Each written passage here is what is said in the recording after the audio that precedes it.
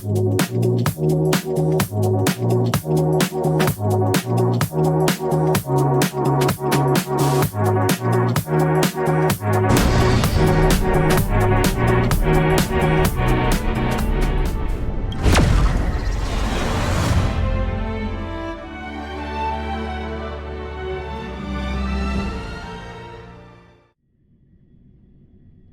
real dreamscape, the land of the exiles. Before we go, should we speak to everyone first? I'm really sorry for waiting until now to tell you everything.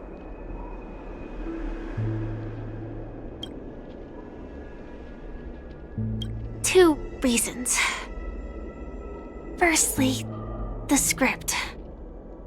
In the future that Elio saw, Sam and the Astral Express's confrontation was inevitable. I tried to break the shackles of the prophecy, but this is as far as I could go. That aside, there were also my personal motives. I wished to travel with you as Firefly, and not Sam.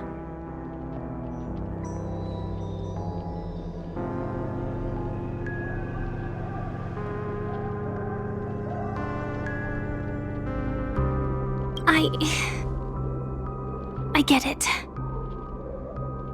Being cautious around a Stellaron hunter isn't a bad thing.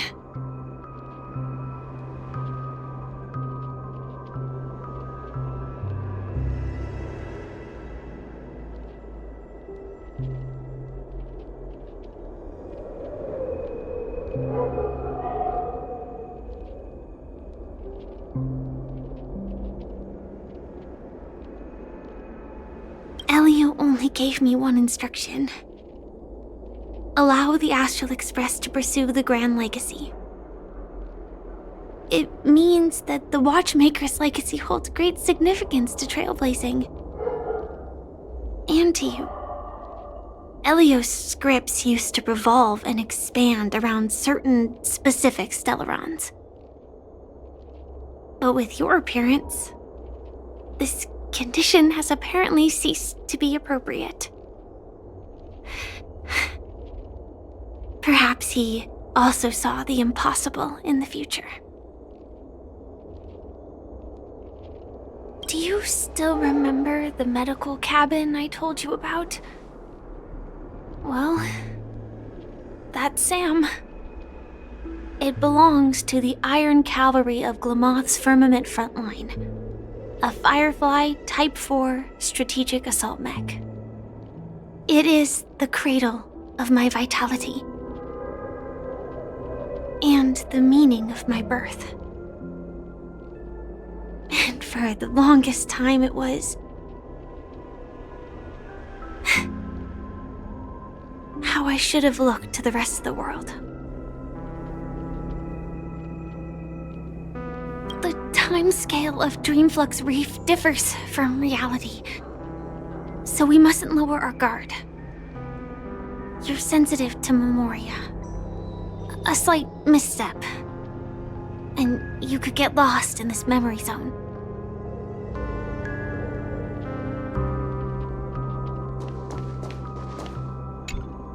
Something on your mind? Let's talk about it. No wonder Miss Acheron is so averse to drawing her blade. It's hard to imagine such terrifying power could reside in an ordinary sheath. If it weren't for the fact that Aventurine's power originated from the preservation, the entire dreamscape would have been affected. Don't feel burdened by this. Even without that Stellaron inside you, Aventurine would still have found other methods to accomplish his goal. Let's just believe in Miss Acheron, and given her prowess, I don't think we've got anything to worry about. During your investigation, he shared a vital piece of information. Mikhail, the former watchmaker who collaborated with the family to construct the Penacony we're familiar with today, had a falling out with the family for specific reasons. But this is precisely where the problem lies. You were clearly investigating a murder, so then why, as a security officer, is he changing the subject to talk about his past with the watchmaker? And now, with Firefly mentioning his name again, it's hard not to be suspicious.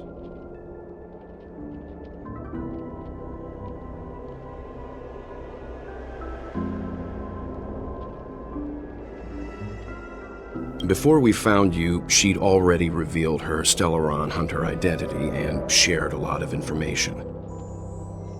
Who would have thought that the Molten Knight's true identity was actually a young girl? For her, this is a secret that she cannot allow others to know.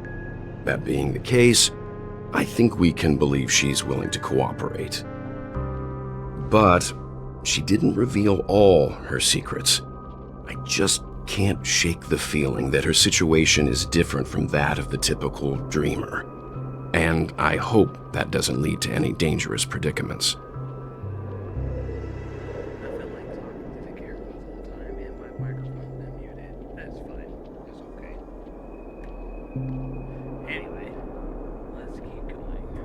I hope you've regained a little composure. We'll move out when you're ready.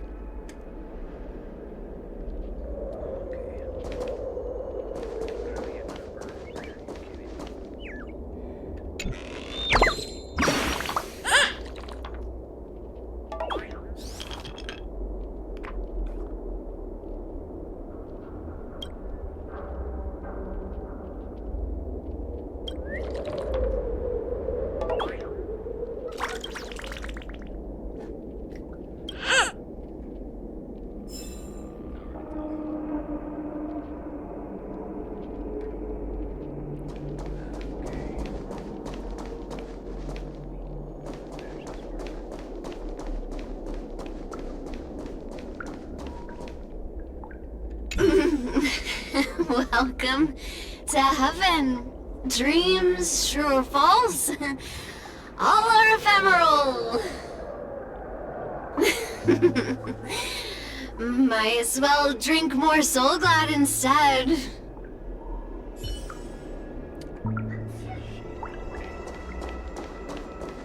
Keep going straight down this alley and it'll lead to an elevator. It'll take us to the center of the land of the exiles.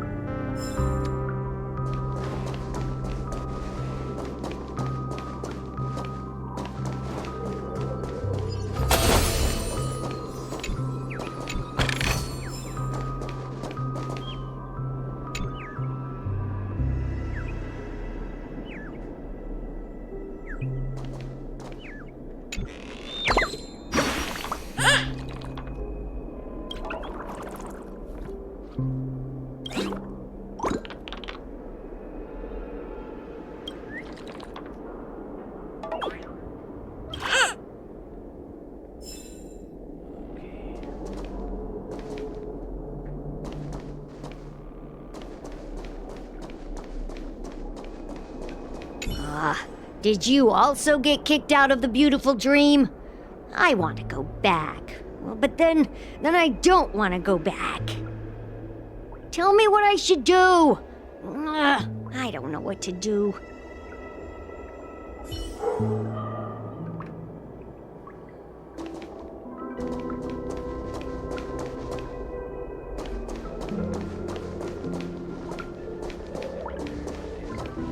Hi there, friend from a distant land. I hear the Watchmaker's legacy is right here. Let's say we go treasure hunting.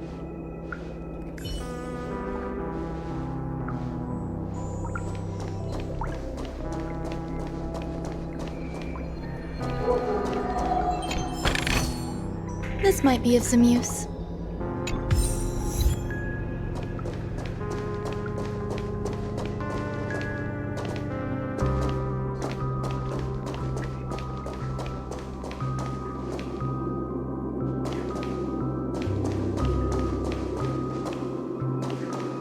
What a huge clock key. Looks like the watchmaker also left his mark on Dreamflux Reef.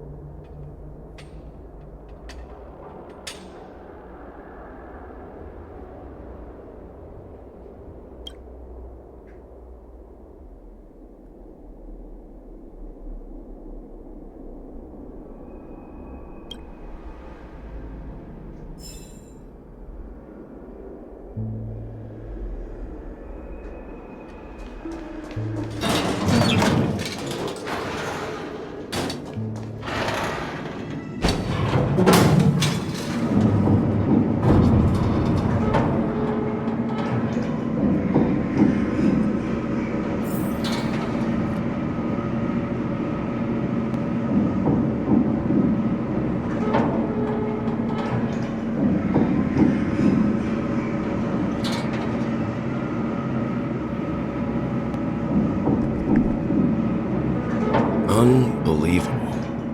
To think there's a settlement of this size within the dreamscape. And all beyond the family's reach.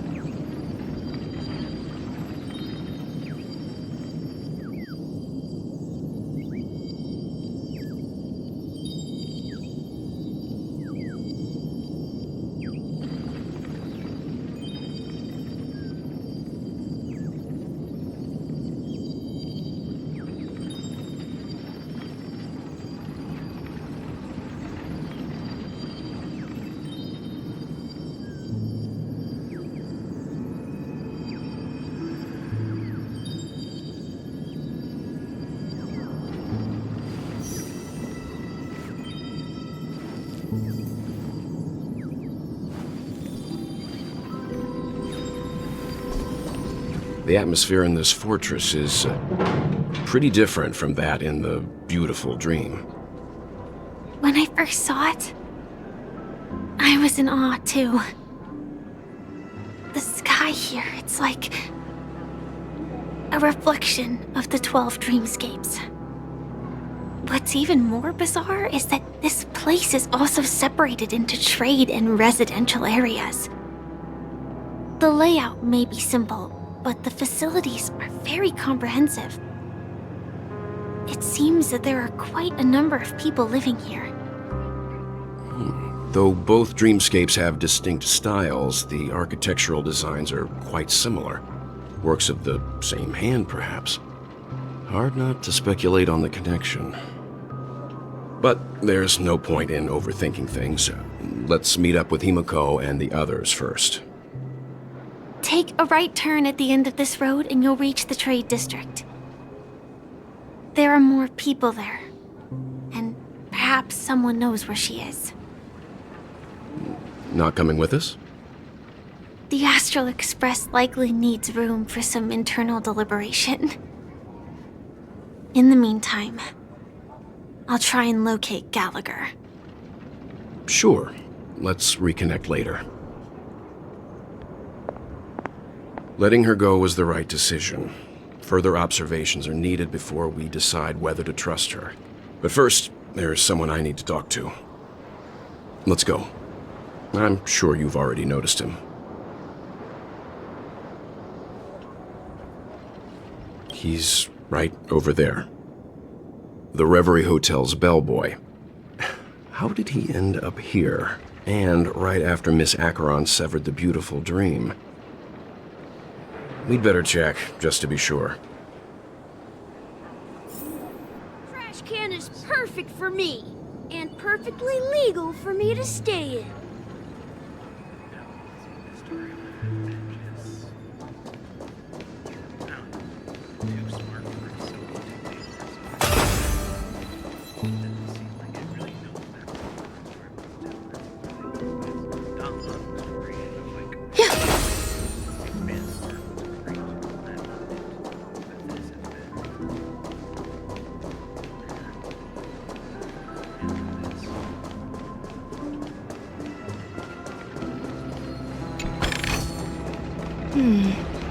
A few decorative designs wouldn't go amiss.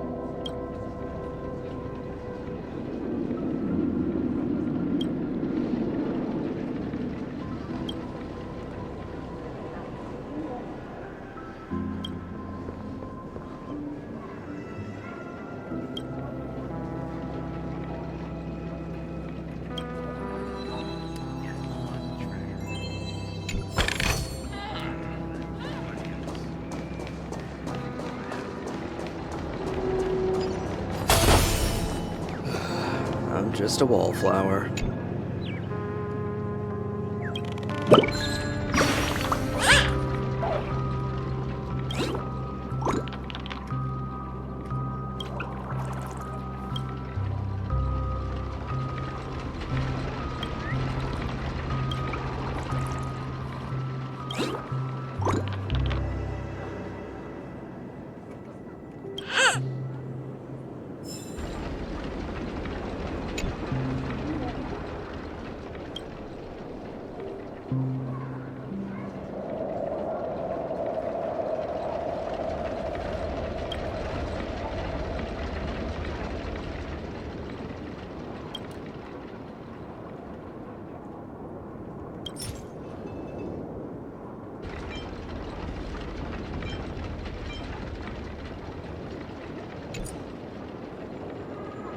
Just a wallflower.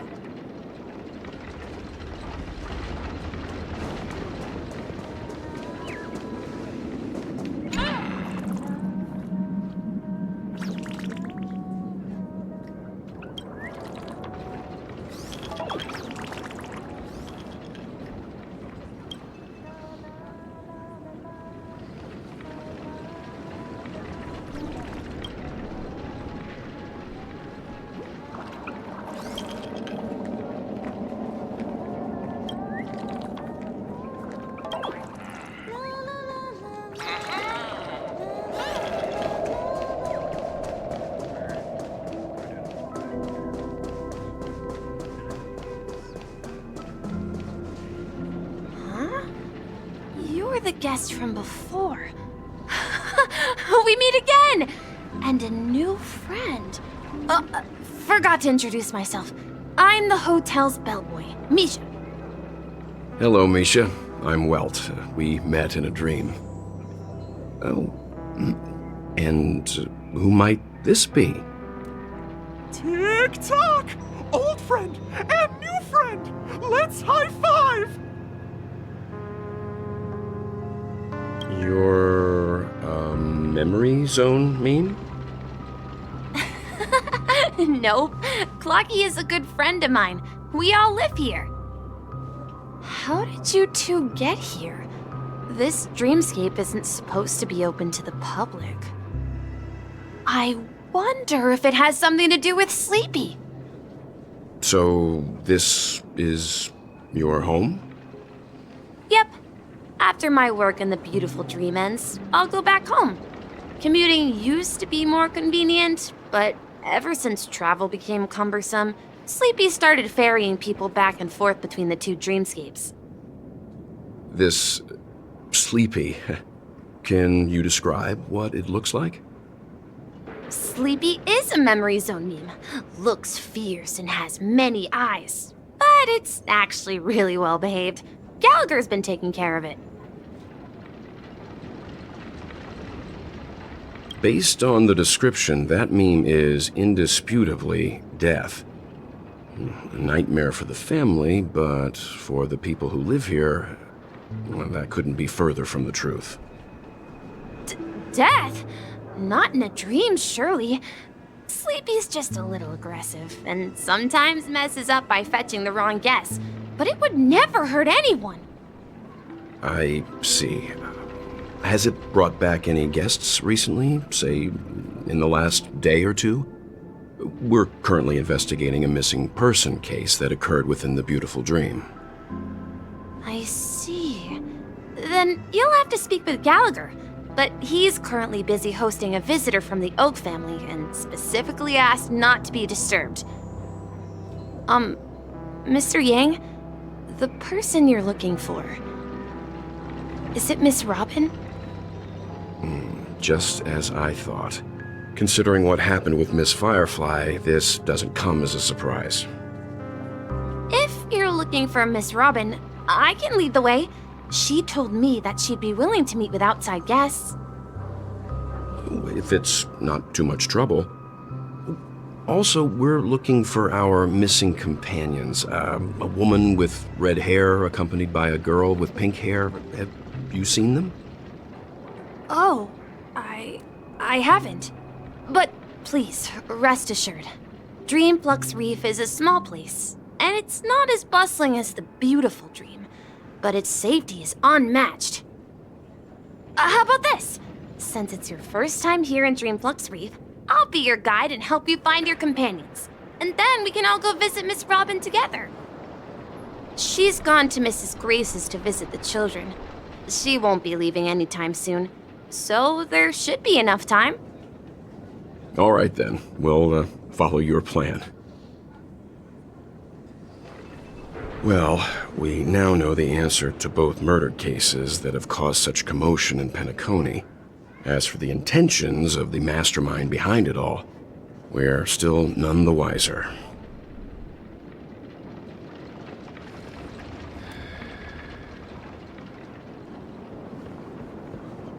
Yes, that's my thinking as well. I'm not entirely certain, but we still have to find him one way or another. Say, you mentioned before that you saw Clocky that only you could see, right? I can't shake off this strange feeling. Am I really still so young at heart? Forget it. It's not important. We'd better just follow Misha.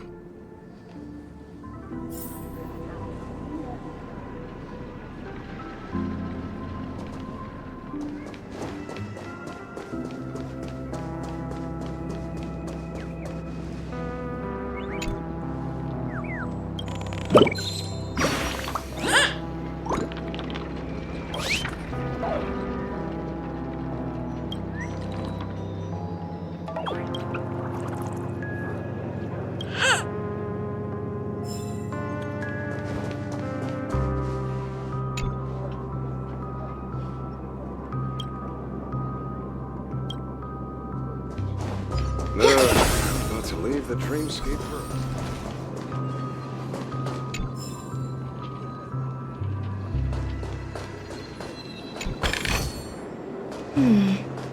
A few decorative designs wouldn't go amiss.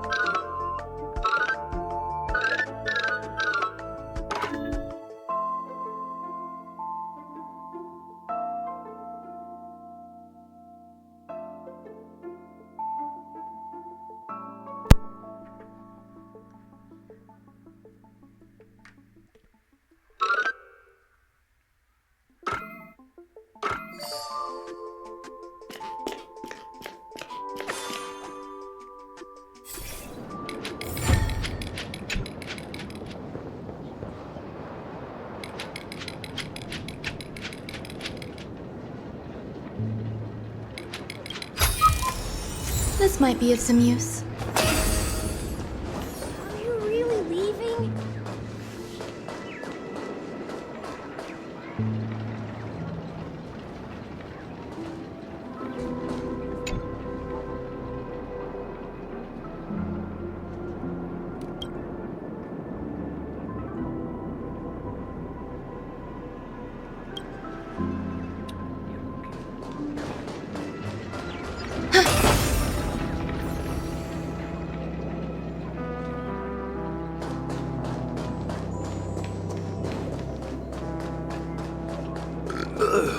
Nothing ever beats a good drink.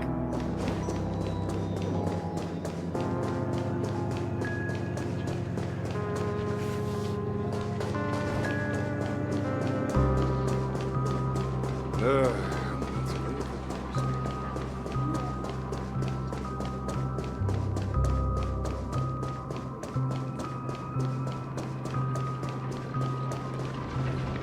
Everyone, look!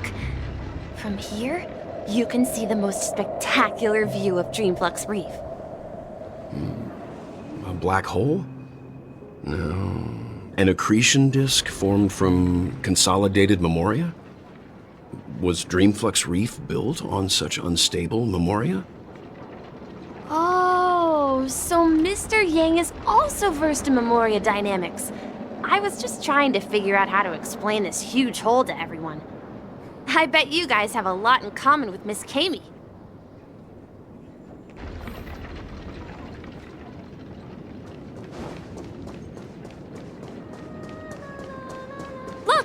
there she is!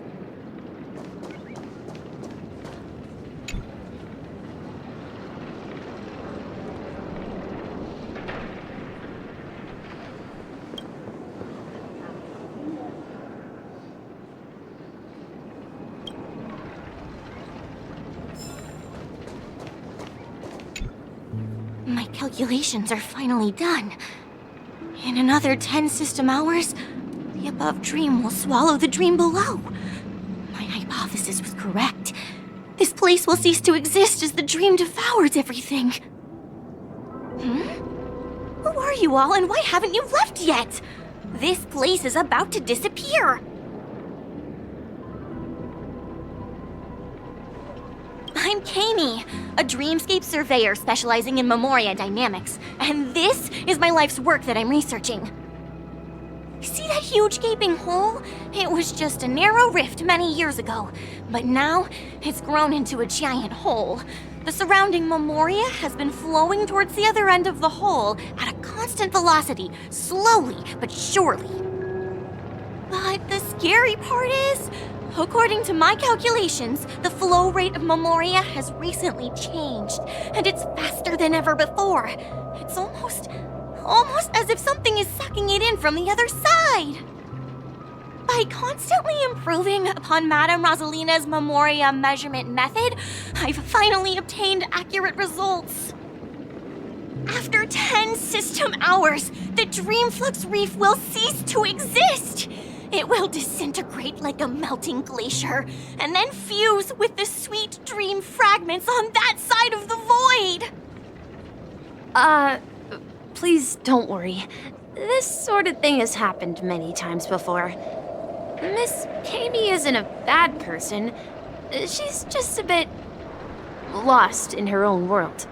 She'll probably realize she's wrong soon enough.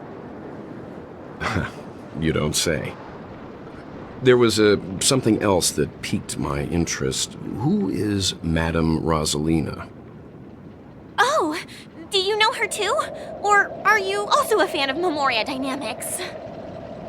We're very interested in Madame Rosalina's achievements. Could you tell us a little more about them?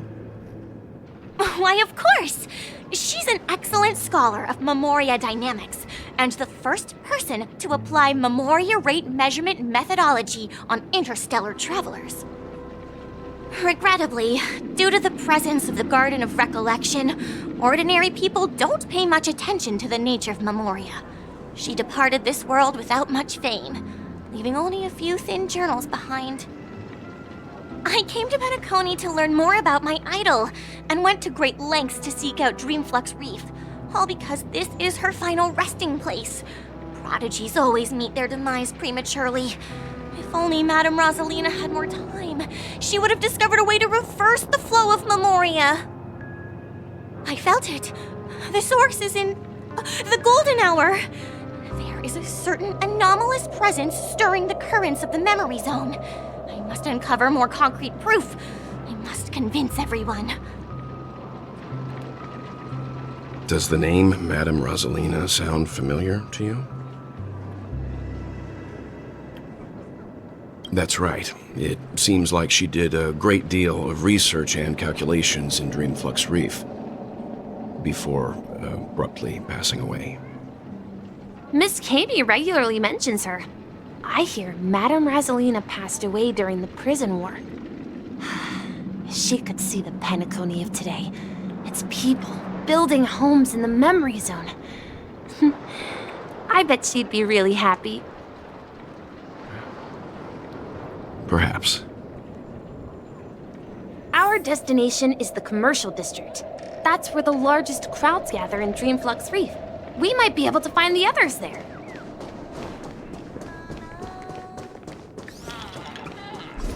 Yeah.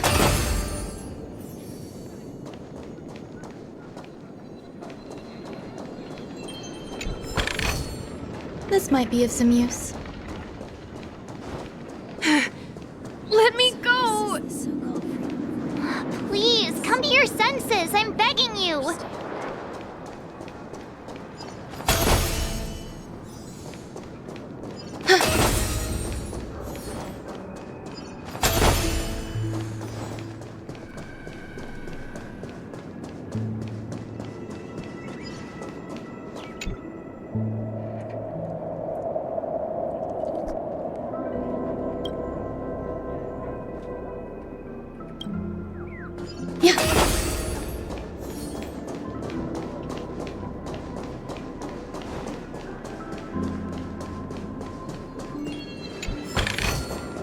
A few decorative designs wouldn't go amiss.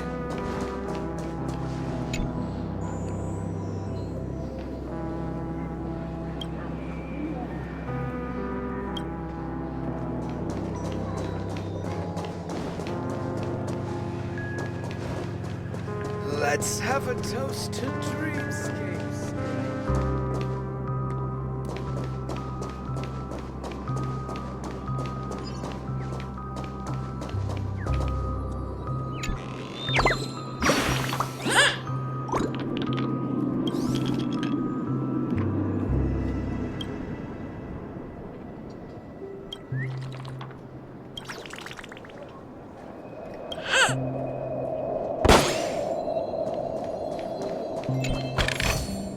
This might be of some use.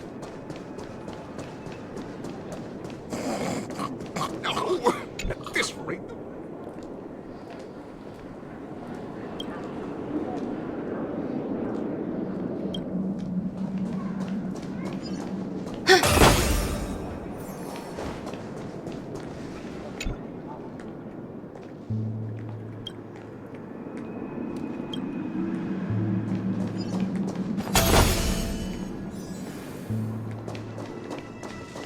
I knew you couldn't hold your liquor.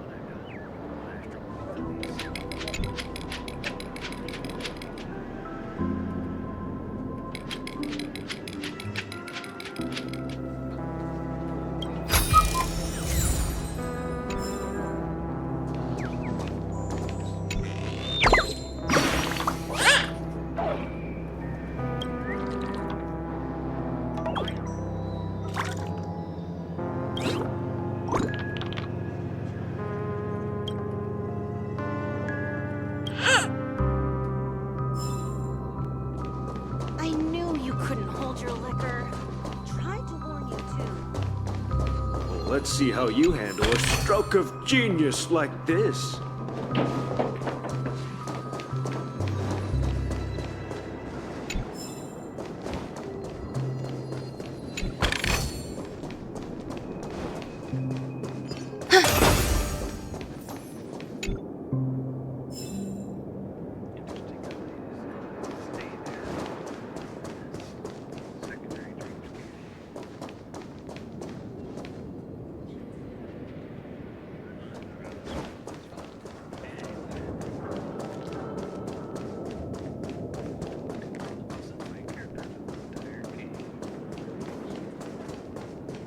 No! At this rate, the family will be done for. I remember when this Done for. place was all hustling and...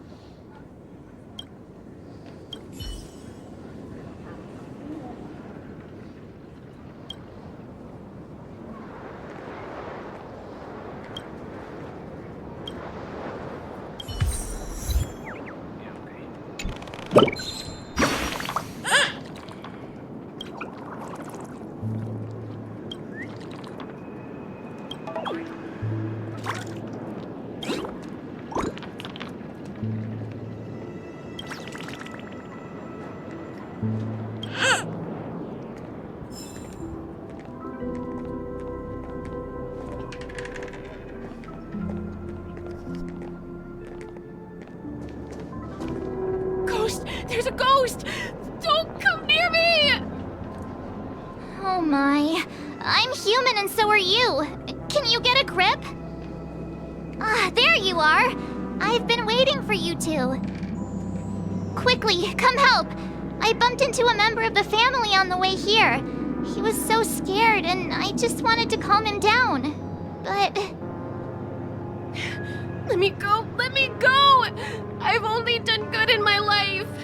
Why can't I rest in peace after death? well, this is how it turned out.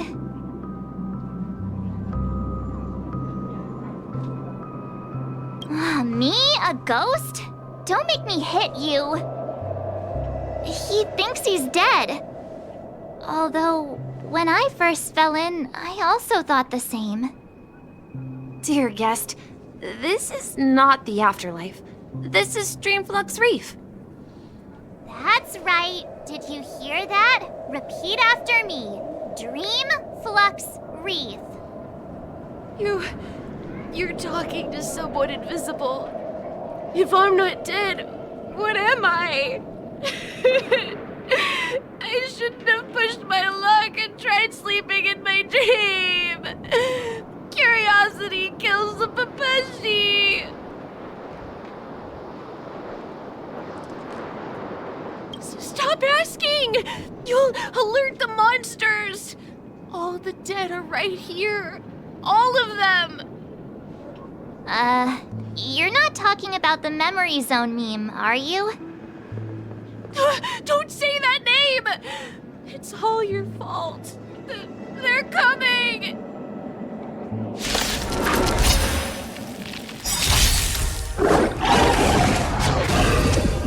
There's more to life. All will be swept away by the wind.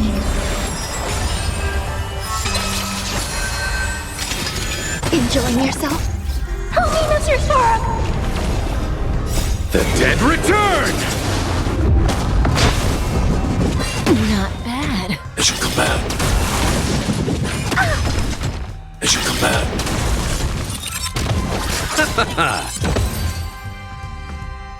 He passed out.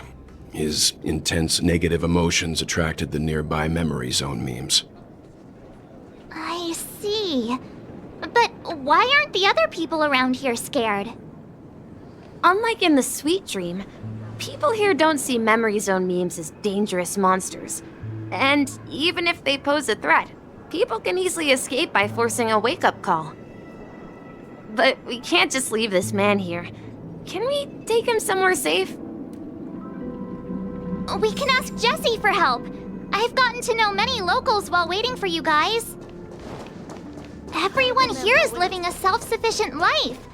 I don't know how to describe it, but this place feels like the real dreamscape.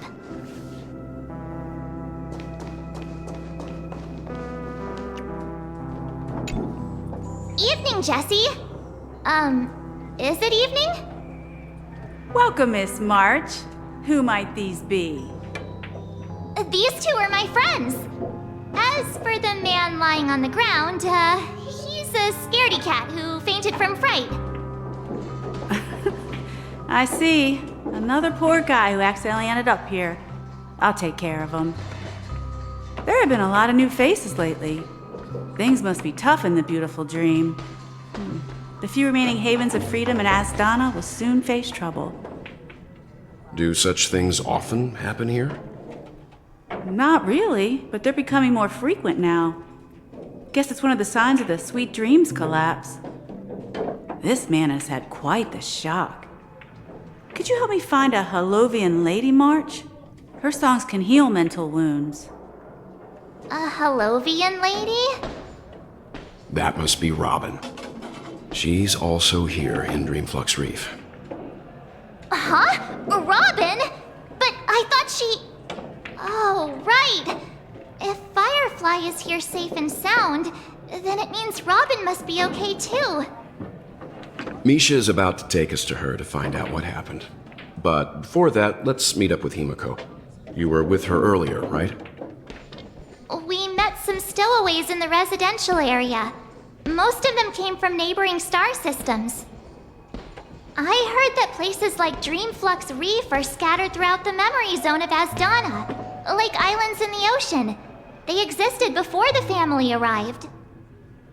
I also heard that when Dreamflux Reef took shape, it was the center of all dreamscapes in Penacony.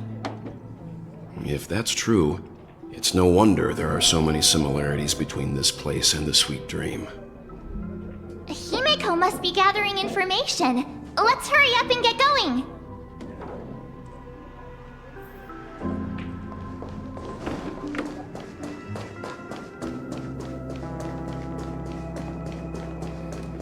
No! At this rate, the family will be done for. Done for. This is where we split up. She can't be too far away. So that's how it is. I never imagined we'd gather the remaining details here. To borrow Gallagher's catchphrase, what an unpredictable twist of fate. Himiko, here they are. Ah, perfect timing. Now that everyone's here, I'd like to introduce everyone to Micah, who's partly in charge of the Land of the Exiles. Micah, these are my companions. It's a pleasure to meet the Nameless. You know us? I've been keeping an eye on you since the day you arrived in Penacony. We would have met under more appropriate circumstances if Dreamflux Reef hadn't been isolated from the 12 dreamscapes. Please, allow me to formally introduce myself. I'm Micah, the Gravekeeper of Dreamflux Reef. Gravekeeper? Life in Dreamflux Reef is pretty liberating. Everyone here mostly keeps to themselves, without meddling in others' affairs. My daily task involves cleaning a few tombstones. You're too modest, Micah. When lost dream chasers stumble upon this place, you're the one who takes care of them, guiding them back to the sweet dream, or showing them how to survive the wild dream chaos. So, a guardian of sorts. Were you talking to me, Mr. Yang?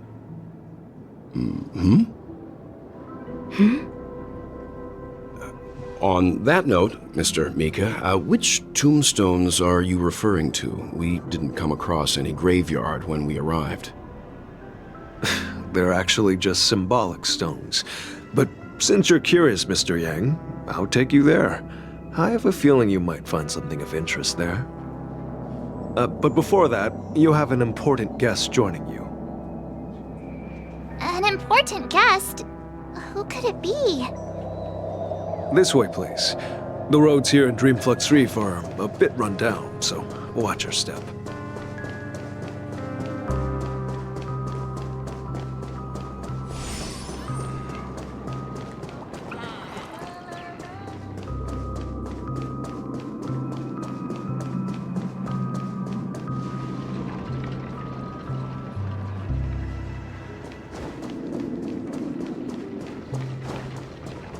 There she is. Everyone sang so wonderfully. It's not often that I tried this music style, but I've gained some valuable insights from it. Oh, I can't thank you enough, Robin. Well, these kids have made incredible progress in only a few days. It was nothing, Grace. I merely taught them how to sing. It was you who brought hope into their lives. Life must be quite difficult for them in reality, I imagine. That's right. Whenever it's time to say goodbye to these kids, they're reluctant to leave. But I've explored every corner of Dreamflux Reef, talked to everyone I met, and they all told me the same thing. This shattered dream is not worth clinging to. It seems you truly are a child of the Harmony. Emma and Andy are orphans I took under my wing. Carol there, with her blind eyes, used to work at a nutrition center in the outer ring of Penacony. And as for Gary, he's been living with autism since he was a child. They're not old enough to enter the sweet dream managed by the family. If we compare people to birds, these kids are like fledglings with impaired wings. But in this dream, well, they can fly freely. Even if they stumble along the way, well, they're still relying on their own strength. And me, an old lady with no legs. Well, without this dream, I couldn't even walk toward them. I'm glad that you found a new life here in Penacony. It's just... Don't worry, Robin. Dreams have their significance, but they aren't everything. Both the children and I understand this. No matter how long we fly through this dream, we will one day return to reality. But you know what? Emma and Gary aren't plagued by their insecurities anymore. No, and Carol is learning how to cope with her blindness. And Andy is livelier than ever. Well, even I've become more optimistic. You see, in dreams, we learn how to live. Once we return to reality, we learn how to survive. And should our feathers be damaged, then we share our wings with one another. There's no need to covet an illusory sky in dreams, because we have the right and the ability to fly towards a broader horizon. It's a relief to see you safe and sound, Miss Robin. It's nice to see you all again, Astral Express crew. I heard my disappearance caused quite the commotion out there. I'm really sorry about that. Since you're here, can we assume that you're fully aware of the situation in Penacony? Ever since I returned to Penacony, my voice started to change, until it gradually faded away. At first, I thought it was a temporary ailment, perhaps due to having been away too long. I thought maybe it just takes some time for my body to acclimate to the high concentration of Memoria and Asdana. But now it seems the root of the problem goes way beyond me. There are elements around me that don't align with the harmony. And losing my voice is just one of the signs of the Sweet Dreams collapse. The Sweet Dreams collapse. That memo keeper mentioned the same thing. So it's real. While I was away from Penacony, the boundaries of the 12 dreamscapes kept expanding outward. But whenever I mentioned the anomalies in the dream, all the family heads refused to talk about it. Only my brother was willing to respond. Later, I discovered the secret letters from the IPC ambassador, which further convinced me that there are hidden secrets beneath the surface of Penacony. So, following the clues in the Oak family's dossiers, I found my way here. The land of the exiles, concealed by the family under the guise of death. A dream within a dream, where Penacony's past is buried. Hearing you speak, it sounds as if your voice has made somewhat of a recovery. I hate to admit it, but the harmony in this place resonates more broadly than within the Sweet Dream. It's regrettable, but the family has experienced betrayal. The traitor, or traitors, abandoned their original principles and, using the name of harmony, exploited people's weaknesses to turn Penacony into the planet of festivities, trapping everyone in the illusion of the Sweet Dream. This is not the strong defending the weak, but rather the strong exploiting the weak. A world without equality won't ever be favored by the harmony. And naturally, those voices blessed by them have lost the ability to sing. Could there be another force influencing the family's shift in philosophy, Miss Robin? Considering what happened with Acheron, it's difficult to conceive of another entity within the realm of the harmony capable of influencing everyone. Unless A power surpassing that of an emanator is involved. I'd heard about what happened to the Xianzhou Alliance. But as far as I'm aware, the family hasn't faced any such external interventions. Who knows? Perhaps I've just been away too long and missed something. Regardless, I cannot accept my home is moving towards the very opposite of what the Harmony represents, while still claiming to uphold it. I must uncover the reason why Mikhail cut ties with the family, and who exactly it was who betrayed us all. Do you remember our arrangement, Mr. Micah? Well, here's my answer. I've decided to forgo my role, and never step foot on the Charmony Festival stage again.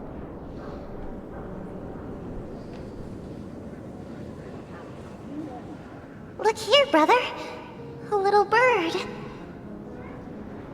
Looks like a fledgling Charmony dove. But Charmony doves don't live here. So how did this little bird get here? Maybe its parents abandoned it? It looks weak and frail. Why don't we find something soft and make a nest for it? This place is too dangerous for a fledgling. Let's take it with us. We can put it on the wooden shelf in front of your window. Okay. A bird like that must have a beautiful singing voice. But where will it live? I'll ask the family head to build a cage for it. A cage?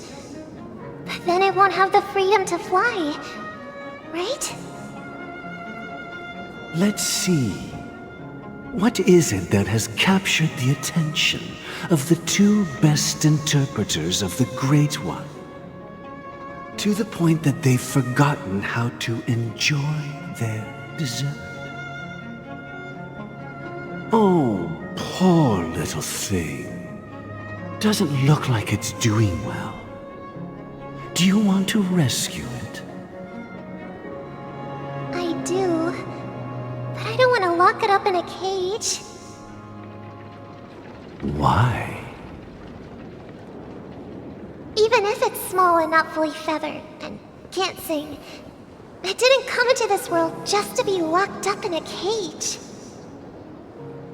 Birds belong to the sky. That's quite the romantic idea. And what about you, a young scholar? Do you agree with your sister? I think she's right. But if we leave it out in the wild, it won't survive for more than a few days at best. Ah, I see. It seems our little scholar is still a bit unsure. Well, let me tell you youngsters a story. As you probably know, Charmony doves can fly through the air. When they fly really high, the friction caused by the flapping of their feathers against the atmosphere creates amazing lights, so that they look like shooting stars. We've seen this spectacle so many times that we think it's just something they can naturally do. But that's not the truth. Their radiant display is the result of countless struggles against nature over generations.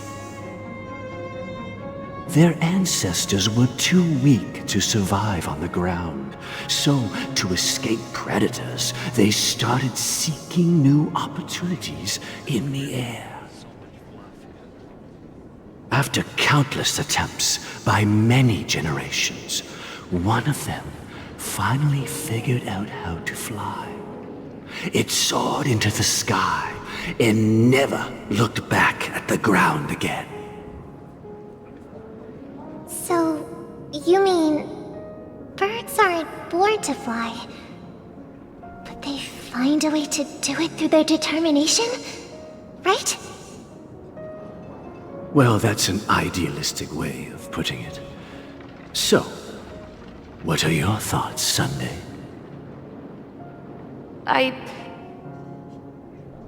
I think people believe birds are meant to fly because they've never seen those birds crashing to their death. That's an interesting perspective. So, have you decided what to do with the bird now? For now, I'll keep it in a cage until it can take care of itself because I want it to live, no matter what. Well said, kids. It seems each of you has found your own answer. Your insights are truly remarkable. And I hope they come true in their own way. We will take good care of it. Won't we, brother? Yeah, but Mr. Gopherwood, there's one thing I don't quite understand. And what might that be, my son? What if this little Charmony dove never learns to fly in the end? I mean, if there are fledglings in this world that can never fly throughout their lives, should we let them go back to the sky, only to see them crash to the ground and die? Talking in your sleep, Birdie? Time to wake up.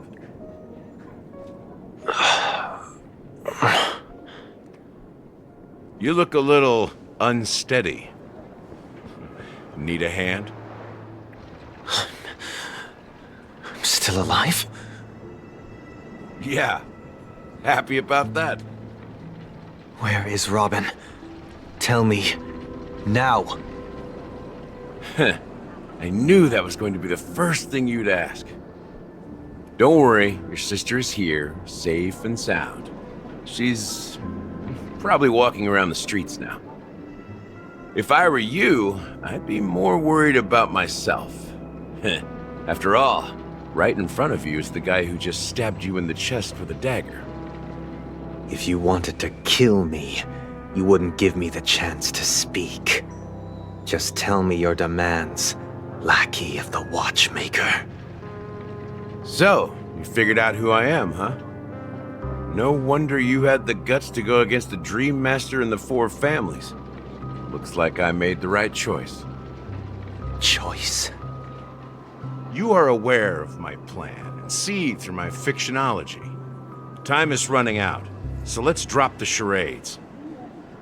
I'm suggesting we cooperate. Cooperate? What makes you think I'd cooperate with you? The fact that the famous Robin has chosen my side. Plus, some clues about a traitor and a bright future for Penacony. Any of that catch your interest? I find it hard to believe a man who's full of deception. Fine. You don't have to trust me. What you should trust is the sense of justice inside of you. Show me Robin first. All right, as you wish. Here she is. Huh? What's your trick this time? Just kidding. I mean, this lady will lead us to Robin, right? And the crew, too. There are too many people who you owe an explanation. That'd be great. Please follow me, Honorable Oak Family Head. Now, all the actors are on the stage.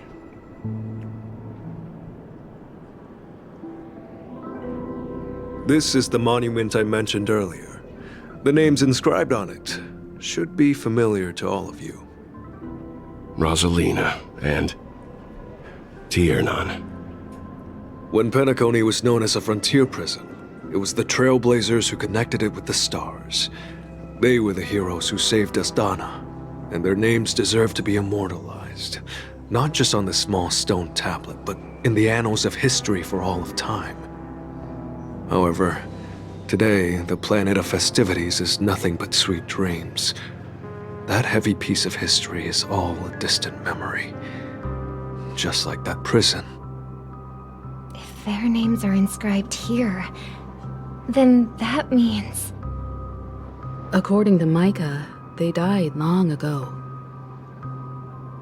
Rosalina was killed during the War of Independence. She ventured alone into the heart of the star system to investigate the flow of Memoria, but she never returned. Tiernan was a skilled gunslinger, strong and reliable. He led the people through countless battles, but he didn't live long enough to witness the arrival of true peace. In the decade following the war, Penacony faced challenges internal and external.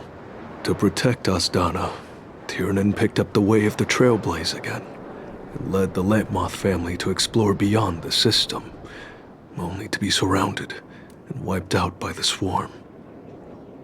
Though I had expected as much, the tales of these heroes truly are sorrowful. True to the title of Trailblazer, they spent their lives venturing into the unknown. But what about this tablet?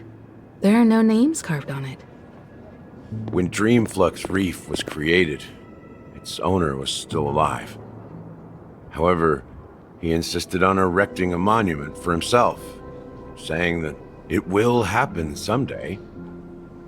Here we meet again. Everyone from the Astral Express. Robin.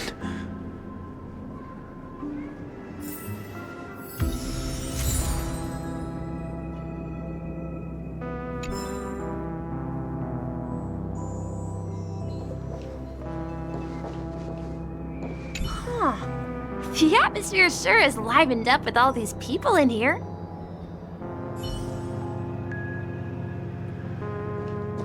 I brought Gallagher here. It's time to face the truth.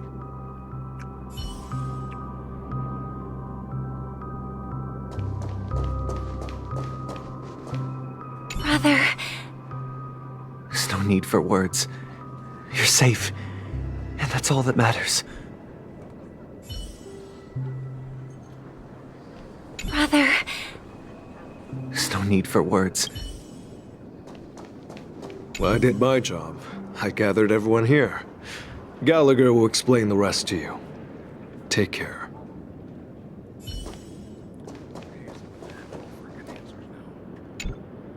I promised to give the siblings some privacy, so let's talk about our business first. What do you say? That sounds sensible enough. Since you went through the trouble of gathering the family heads, the crew, and the Stellaron hunters, I'm guessing you have something important to say, Mr. Gallagher? Oh? Is it that obvious?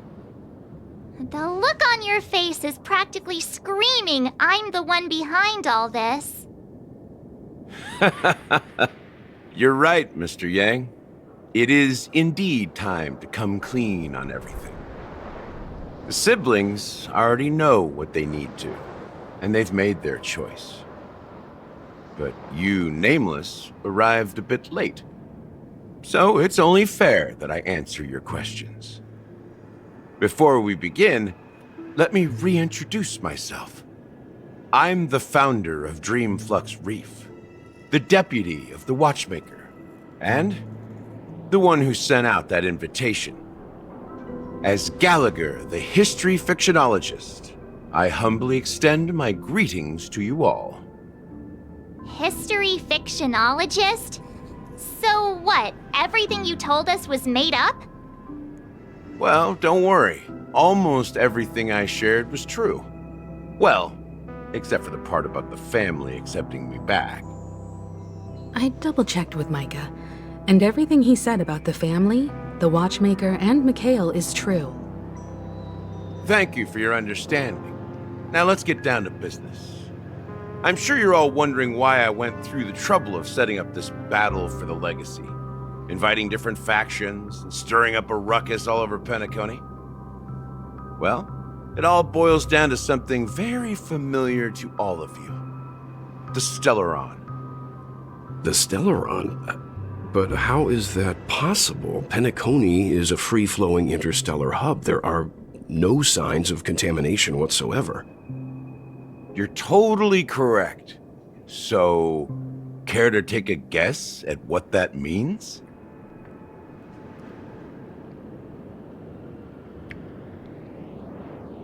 How keen. Well, what should I say? I expected nothing less from the person here who is the most familiar with Stellarons. The sweet dream doesn't come out of thin air. If you think of the memory zone as the sea, creating the land of the dreams is like filling that wild ocean with earth to make an island. To achieve this feat, without the help of an emanator of remembrance or enigmata, the only way is to use a Stellaron. And that's not something you can achieve with a simple wish. It requires vast quantities of knowledge, time, and manpower. I'm sure you get what I'm hinting at. In Azdana, the planet of festivities itself is a Stellaron disaster. The planet of festivities itself is a Stellaron disaster? It all started a long time ago, back when the Watchmaker and his crew liberated the frontier prison. They faced countless challenges as they began building Penacony from the ground up. That's when the idea of using the Stellaron came into play. The Stellaron first entered the Azdana system during the war. The Nameless warned everyone against the folly of attempting to tamper with such a power, and most heeded their words. But there are always people in the shadows with ulterior motives. The turning point came after Tiernan's death. With two of the Nameless gone, the Watchmaker had to go to the front lines. It was at that moment his rivals saw an opportunity. By the time a representative from the Montour Systems family arrived at the Watchmaker's call, the Stellaron had already been activated and was seeping into the primordial synesthesia dreamscape. And I suppose the family happened to possess the knowledge to seal the Stellaron? Not just that. They knew far more about the Stellaron than the average person. They helped Mikhail swiftly quell the civil unrest and played a part in building Penacony under the disguise of the Harmony. Those three eras were known as the Age of Dreaming. The Watchmaker, who had been left in the dark, sent out invitations across the universe, spreading the hype around the land of the dreams. Then, how did they turn against each other? Remember the island in the ocean metaphor? The truth is, the Stellaron was never truly sealed. It existed in a different form within the dreamscape. Think about this. What would it cost to create and maintain such a lavish dreamland? It's people's lives. The opulent dream is built upon the decay of spirits, with a toxic elixir called pleasure flowing through the dreamscape. It tempts people to indulge in the dreamscape, and gradually their minds succumb, becoming nourishment for the sweet dream. Confusion, laziness, and cowardice, weaknesses that plague humanity, were magnified and nourished by the family. Penacony became a new kind of prison, even more impenetrable than the previous one.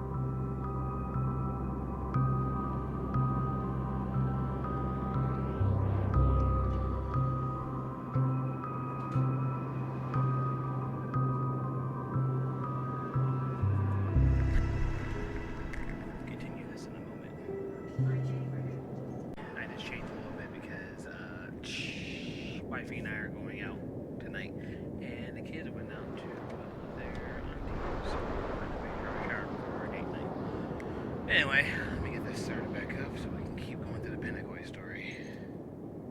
There we go.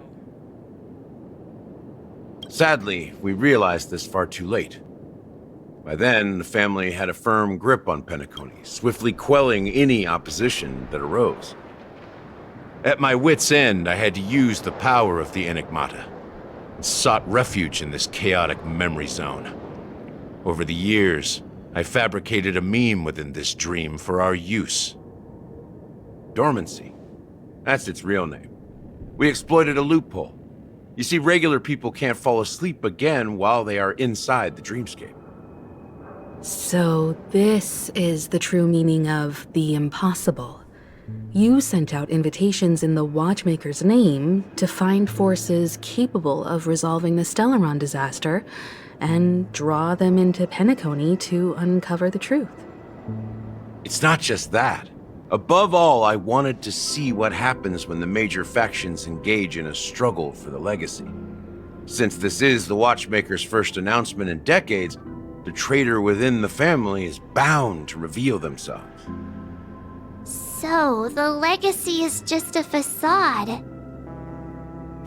If you want to consider the Stellaron as the legacy, I'm totally fine with that. If that's the case, where is the Stellaron now? That's a question for Mr. Wings. The Stellaron is still under the family's control, and as the head of the Oak family, I'm sure he holds all the answers.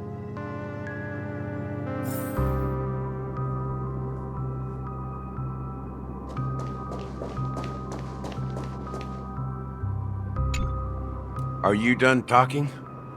So, will you tell us where the Stellaron is? It is the Penacony Grand Theater itself. As I suspected, it's the embodiment of the family. The edifice that first materialized within the Sweet Dream. That's what turned Penacony into its current state. As for the person who employed its power, it is in fact Mr. Gopherwood, the current Dream Master. Well, that was easier than I thought. Did you conduct your own investigation already?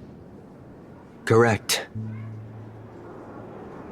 When I was trying to track down the person who murdered my sister, apart from you, Gopherwood was my second suspect. Confronting me first turned out to be a smart move on your part. I didn't have other options. The Dream Master has been elusive, and even the heads of the families can hardly get an audience with him. Moreover, Mr. Gopherwood has been kind to my sister and me, and I didn't want it all to end like this. What do you mean by that? To be honest, my brother and I are also victims of the cancer of all worlds.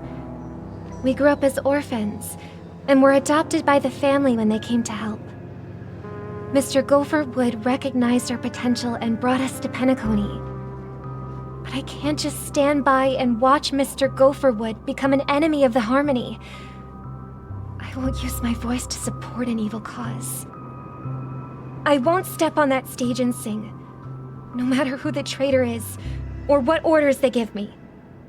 I won't let the Charmony Festival become an event that destroys Harmony itself, or the paradise in our dreams. Indeed, for the paradise in our dreams. As the head of the Oak family, I'm responsible for ensuring Penacony's promising future. Robin and I will head into the Sweet Dream and confront the Dream Master. And if it turns out that the family has truly strayed from the Harmony, I'll fight alongside you. We'll put the Charmony Festival on hold and make sure Mr. Gopherwood pays for his blood debt. The enemies you are about to face aren't like this old dog here, who can barely even bark. Since our interests are aligned, why don't we team up? Maybe, just maybe, we'll have a shot at success. We have always been following in the footsteps of our nameless predecessors, and there's no reason to stop now. Yeah, we Nameless won't back down from a challenge. Isn't that right, Mr. Trailblazer?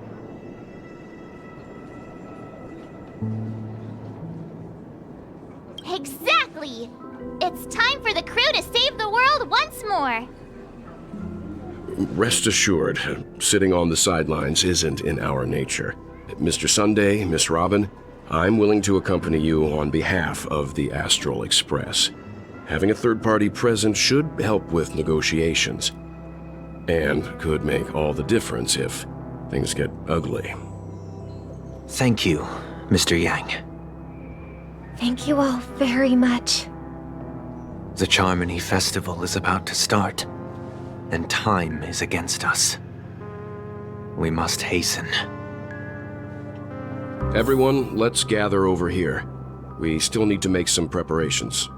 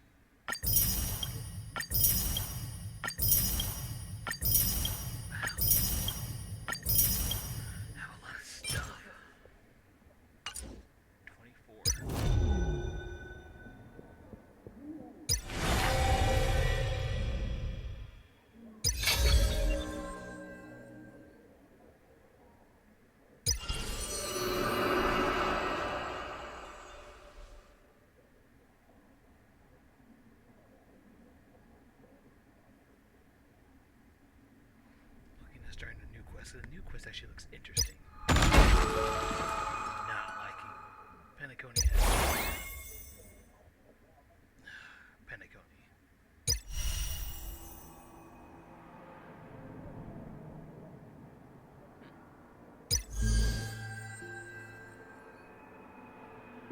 Alright, I got that storyline. All the interest will come later.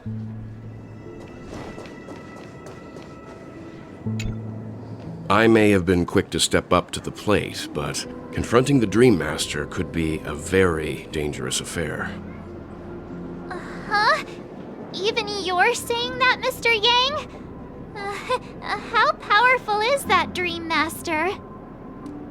He's the leader of the families of Penacony, and he has the entire power of the Harmony behind him, not to mention the Stellaron in his possession. We must proceed with great caution. Maybe you can just stay behind this time, Mr. Yang? No, that won't do. Even if we count Robin as an ally, something felt off about Mr. Sunday just now. Although, I can't quite put my finger on it. I have to make sure he won't turn against us when things start to get dicey. You're still carrying the keepsake the IPC envoy gave you, right? May I borrow it for a moment? Huh. I knew it. As I suspected, this chip Aventurine gave to you is actually a miniature transmitter. If I'm right, he intends to use it to track your location or contact you when needed. As it so happens, this may actually be of some use in the current situation. Aventurine? Is he still alive? And what does he have to do with our mission to confront the Dream Master? Remember what I said earlier? Working with the IPC is a way to keep the family in check. If negotiations go south and the family show their true colors by going after the Stellaron, I'll use this transmitter to send a message to the IPC. It'll be just the opportunity the IPC ambassador was hoping for. The only question mark in all of this is Aventurine's current status. But the IPC is always listening, especially senior strategic investment department heads like him. Getting the message across shouldn't be a problem. Good luck to you, Welt. Well, you take care too. If anything goes wrong, don't worry about me. Just make sure to seal the Stellaron. Spoken like a true hero. Even if the Dream Master is innocent, the family's corruption runs deep. I won't make the same mistake Mikhail did. Let's wish him the best of luck. Don't you have something else to tell us, Gallagher? Why would you say so? Before we departed, the conductor asked us to inquire about the 3 nameless in Penacony. We've already collected intel about Rosalina and Tiernan, so the only one left is Legwork.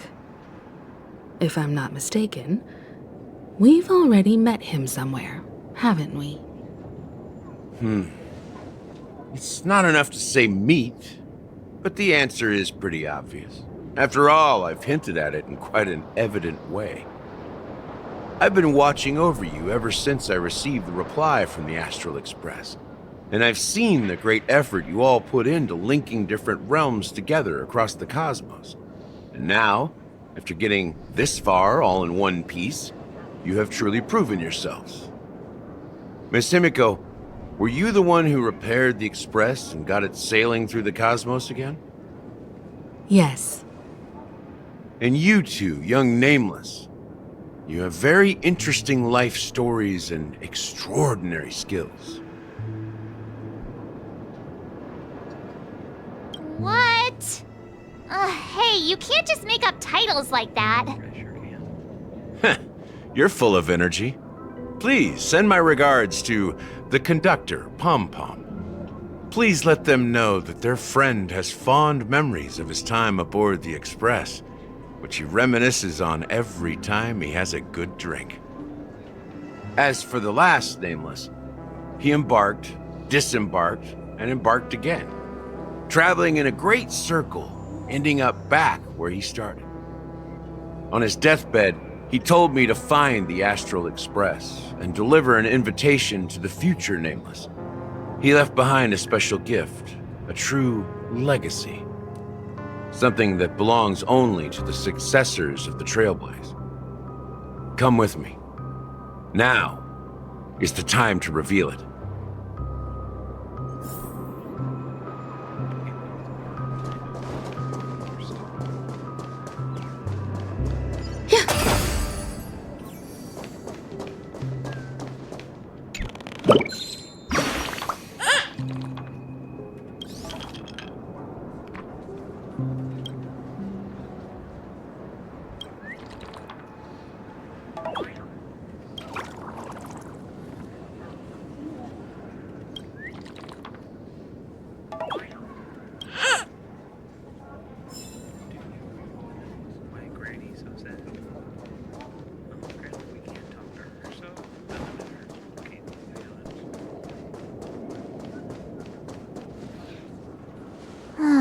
Back here again.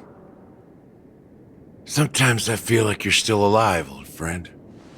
Like you've still got so much to say and do. I've kept my promise, brought the future trailblazers you've waited so long for. I don't know why you were so obsessed with that train, but I remember your last words. Don't let us down, old man.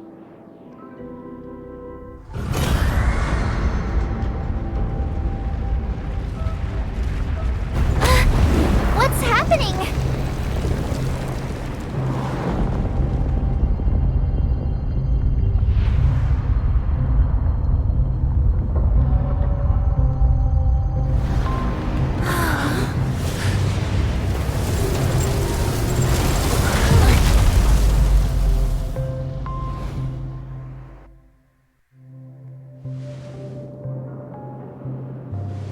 Go ahead.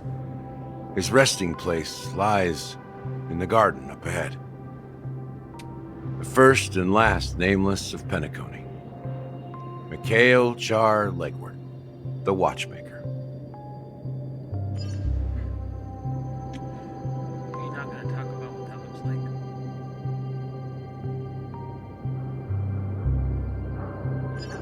Alright, moving on.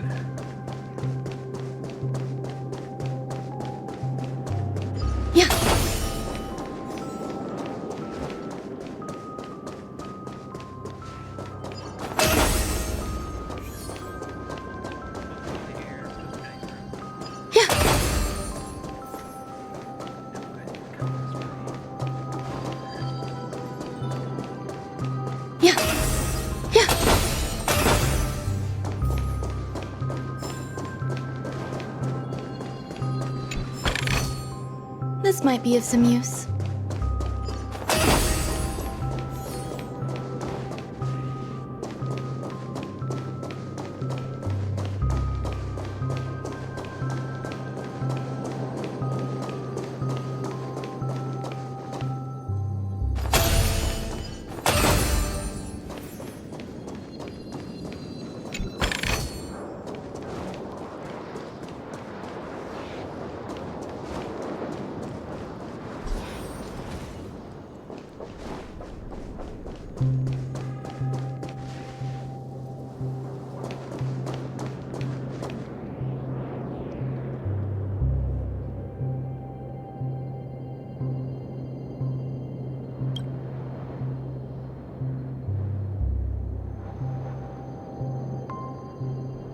Sure enough, the Watchmaker is the third nameless. Even I could guess that one. The legacy he left behind was a dream bubble. I believe inside that bubble, there's something that holds meaning only for the nameless. After all, when I checked its contents, I found nothing inside. Maybe some Trailblaze runes? Even more enigmatic than me. Well, let's have a look.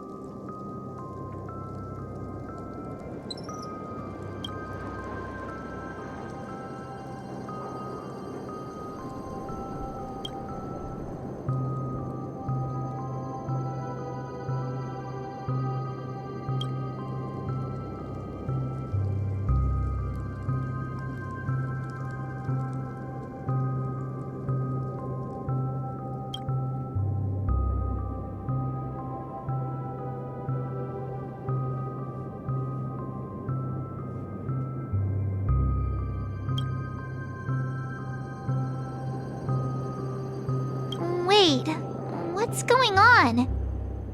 Seriously? There's nothing inside this dream bubble? How could a dream bubble be empty? Just as I suspected. That old man always had this strange belief in the nameless and the Trailblaze. And I never understood where he got that confidence from. Especially since he never managed to get in touch with the Express while he was alive. I could never figure out what was going on in that old man's head. But this empty dream bubble is so typical of him. He was always full of weird fantasies and incomprehensible romanticism. That mischievous old man. Well, I didn't expect him to leave anything concrete behind anyway. Don't think that's the case, Gallagher. I'm sure Mikhail has left us the most precious thing of all. Don't start getting all philosophical on me, all right? Just as Mikhail believes in the nameless of the future, we unconditionally believe in the nameless of the past. How could they leave with regrets for the future when they were ready to dedicate their lives to the land they loved? There must be something contained in this dream bubble. It's just we haven't figured it out yet. You also have faith in the Watchmaker, don't you, Gallagher? Well, I'm a follower of the Enigmata. My philosophy forbids me to have faith in anything. That's why I understand what faith means in the path of Trailblaze. And I also want to know what he left behind. I'll leave it to you guys then. Can I borrow your pet? I need to make a trip back to Golden Hour and check something at the Dreamscape sales store. It's for Mikhail, and for the future of Penacony.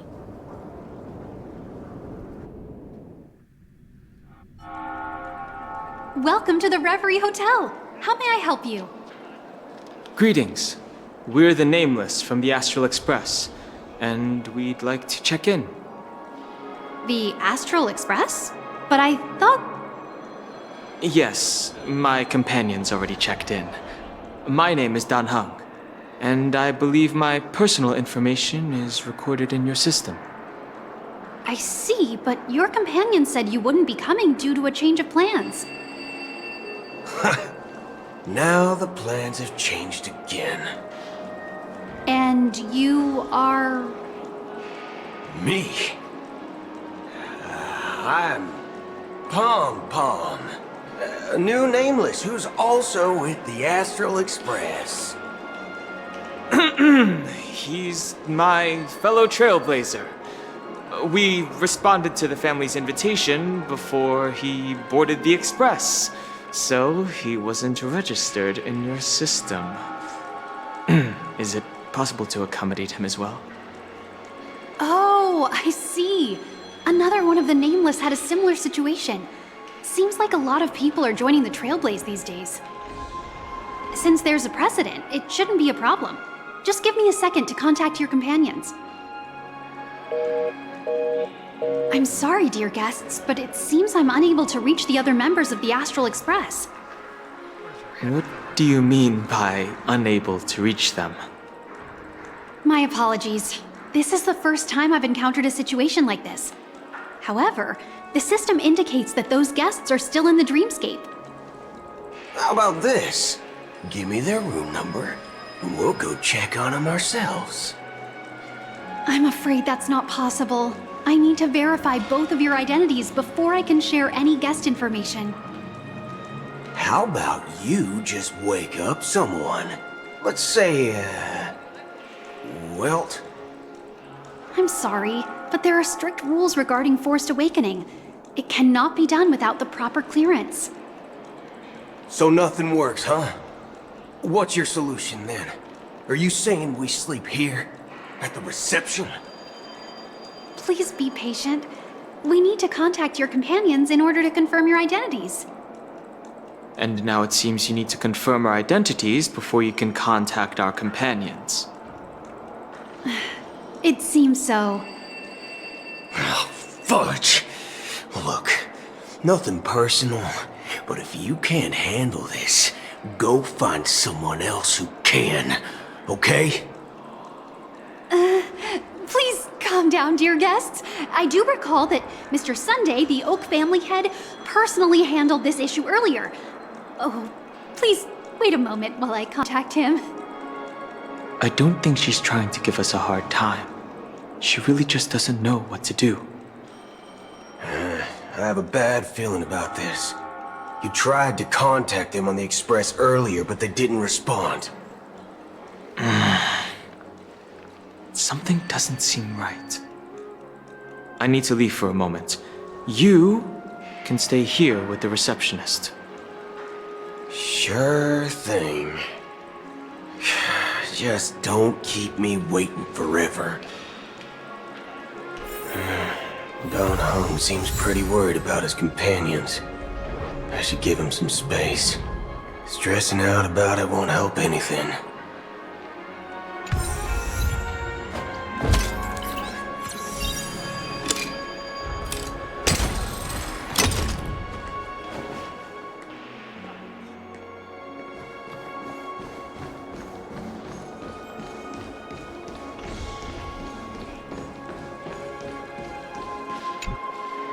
Greetings! I'm Cody of the Bloodhound family, head of security for the hotel.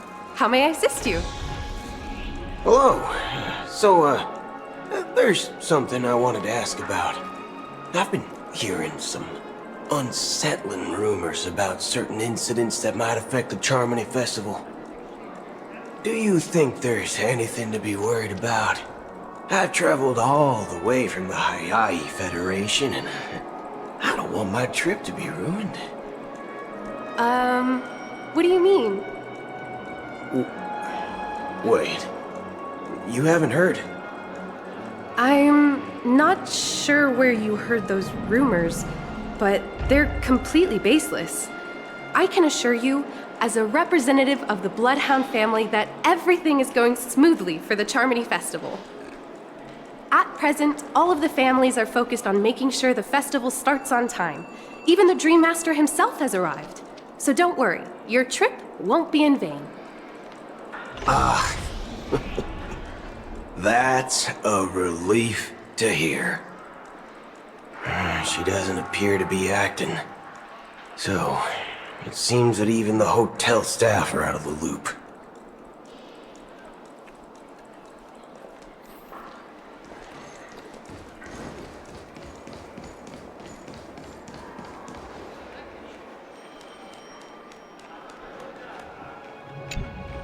The Charmony Festival is about to start! I'm so excited!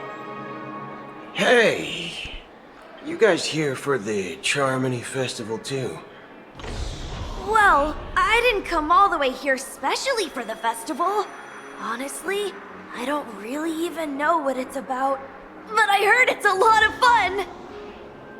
Well, back in my homeworld, Anaria, we have festivals like that all the time. My dad threw me a birthday party one time that was just as extravagant as the Charmony Festival. Oh, come on! The Charmony Festival is a once-in-an-amber era event! How can a birthday party compare? Well, you never know, right? Maybe on her world, birthdays only happen once in Amber Era. Anyway, let's forget about that. Have you heard about the, unsettling things happening in the dreamscape? Unsettling things? What could possibly go wrong? It better not ruin the Charmony Festival! I've been looking forward to it! Relax. With a big event like this, there's bound to be lots of gossip and rumors. Don't worry. If anything does happen, the family will be on top of it. Oh, that's a relief. I didn't come all this way to see the festival go down the drain. Well, looks like I won't get any fudging clues out of these two. They're clueless. Back already? Hasn't she returned yet? Nope. I'm starting to wonder. Sending her to contact Sunday was a good idea. Neither the staff nor the guests seem to know anything about what's happening in the dreamscape, and wherever we go, all we see is people enjoying themselves. Definitely not a good sign. I agree. Another unusual thing is that the Oak family is supposed to be in charge of organizing the council and managing everything inside and outside the dreamscape. However, I walked around the hotel, but didn't meet a single member of the Oak family on such an important day. Well, I'll be forked. If I remember correctly, the head of the Oak family is that Sunday guy, right? We shouldn't linger here too long. Let's go back to the Express for now. Not so fast. Have you ever robbed VIPC, bro? If you run away now, everyone will be chasing after you. Are you suggesting we sit here and do nothing? I wouldn't say do nothing, but let's stay put for now. Even if the family has ulterior motives, they couldn't have anticipated us showing up here. We're the surprise factor for them. They don't want to attract unwanted attention from certain outsiders, so they won't do anything reckless. See? The IPC lackeys are keeping a close eye on this hotel. If I were a family member, I'd find an official excuse and keep the surprise factors here. If we just wait here, that would be like walking into their trap. Of course, we don't need to walk into their trap. I gave a backup plan to the memo keeper. If it turns out we won't be allowed to enter the dreamscape, she'll order a drink for me in the VIP lounge at the hotel. In reality, a secret signal. That's right. Oh, a concrete object can indeed help the memo keeper establish a connection with you. But Boot Hill, if you have more backup plans in the future, I hope you'll let me know in advance. I'm sorry, but it's one of my quirks. I have too many unreliable friends. And if I reveal that I have backup plans, things can go awry. And that would leave all backup plans completely useless. How do we get into the VIP lounge? This is where my street smarts come into play.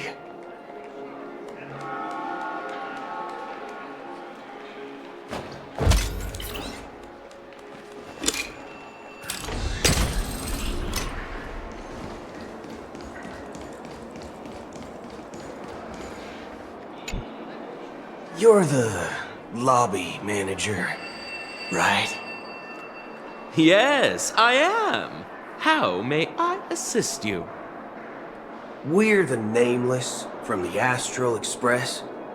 We wanted to check in, but there's something wrong with your system. The lady at the front desk said she would contact the manager, but now she's nowhere to be found. Now, we've been waiting here forever, without any food or water. What the fork, man? Is this how the family treats its guests? Is this your idea of street smarts? Starting an altercation? It's called standing up for your rights. I apologize for the inconvenience. Please wait while we try to contact Mr. Sunday. I'll arrange 2 premium seats in the VIP lounge so you can rest there while you wait. See? Just like that. Just don't call yourself Nameless next time. Wow, this bar's something else. Certainly worthy of the planet of festivities.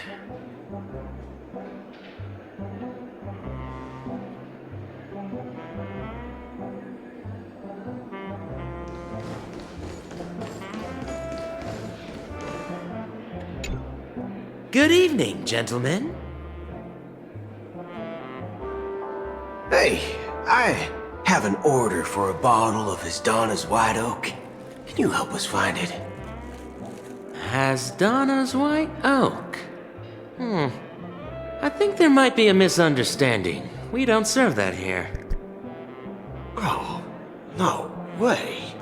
Are you sure you're not mistaken? If someone had reserved such a beverage, I would definitely remember it. It sells for hundreds of thousands of credits per bottle, after all.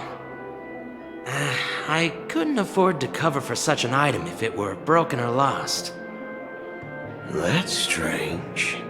Well, could it be that the memo keeper couldn't afford it?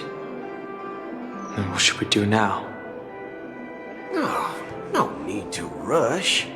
Let's grab some drinks first. Maybe I arrived too early and she hasn't come yet. Now, let's see what kind of juice malts you all have here.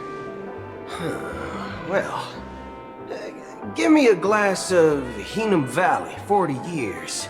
I'll have it neat. No ice. Wow, that's the most expensive one on the list. You have a taste for the finer things. It's on the house, anyway. What can I get for you? Anything you recommend is fine. Then I would recommend today's special, Glass Village. It's classic Soul Glad mixed with Laboom juice. It's refreshing and suits your cool demeanor. Just 1 minute. Ah, this flavor. Dynamite barbecue with rocket fuel. Ooh, really hits the spot. Truly the finest sherry cask-aged malt juice in the cosmos. Dynamite barbecue with rocket fuel. Is that really something that humans enjoy? Hey, this guy doesn't know anything at all. As long as you're satisfied, dear guests, please enjoy. Let's give the memo keeper another half system hour. If she doesn't show up, we'll need to come up with a new plan. In the meantime, let's take stock of the situation. What do you think? The situation is unclear. Something must have happened on the planet of festivities, but the public is unaware of it. Someone in a position of power within the family must be covering it up. It's unusual for the followers of the Harmony to invite other factions, let alone the IPC and the Masked Fools. If what you said about the Emanator of the Nihility is true, the situation in Penacony is a little complicated, to say the least. Actually, there's something else I'm concerned about. Regarding Acheron. As you know, the faction that follows the path of the Hunt are some of the most dangerous folks in the cosmos to mess with. I mean, who in their right mind would impersonate the Cienjo Alliance or the Galaxy Rangers? It's like asking for a death wish. Isn't there a saying among the Cienjo people that the Rainbow Sect lets their Lux arrow do all the beating? Talking. Do all the talking. Well, you know what I mean. Even though the Galaxy Rangers have been out of sight for years, we've been keeping an eye on this region. Even the dumbest criminals know better than to mess with the Annihilation Gang, much less the Rangers. But that Acheron lady, she doesn't seem like a lunatic at all. On the contrary, she's highly logical and organized. She knows exactly when to hold back and when to strike without mercy. And you believe that someone like her would have an ulterior motive for impersonating a Galaxy Ranger? I'm not entirely sure, but I do have my suspicions. Maybe she knows a Galaxy Ranger, or perhaps she's trying to lure us out for some reason, which I can't figure out. Anyway, what worries me more are the anomalies within the family. They've summoned followers from various paths for the festival. No matter how generous the family might be, this move seems highly unusual. Unless the invitations weren't sent by them.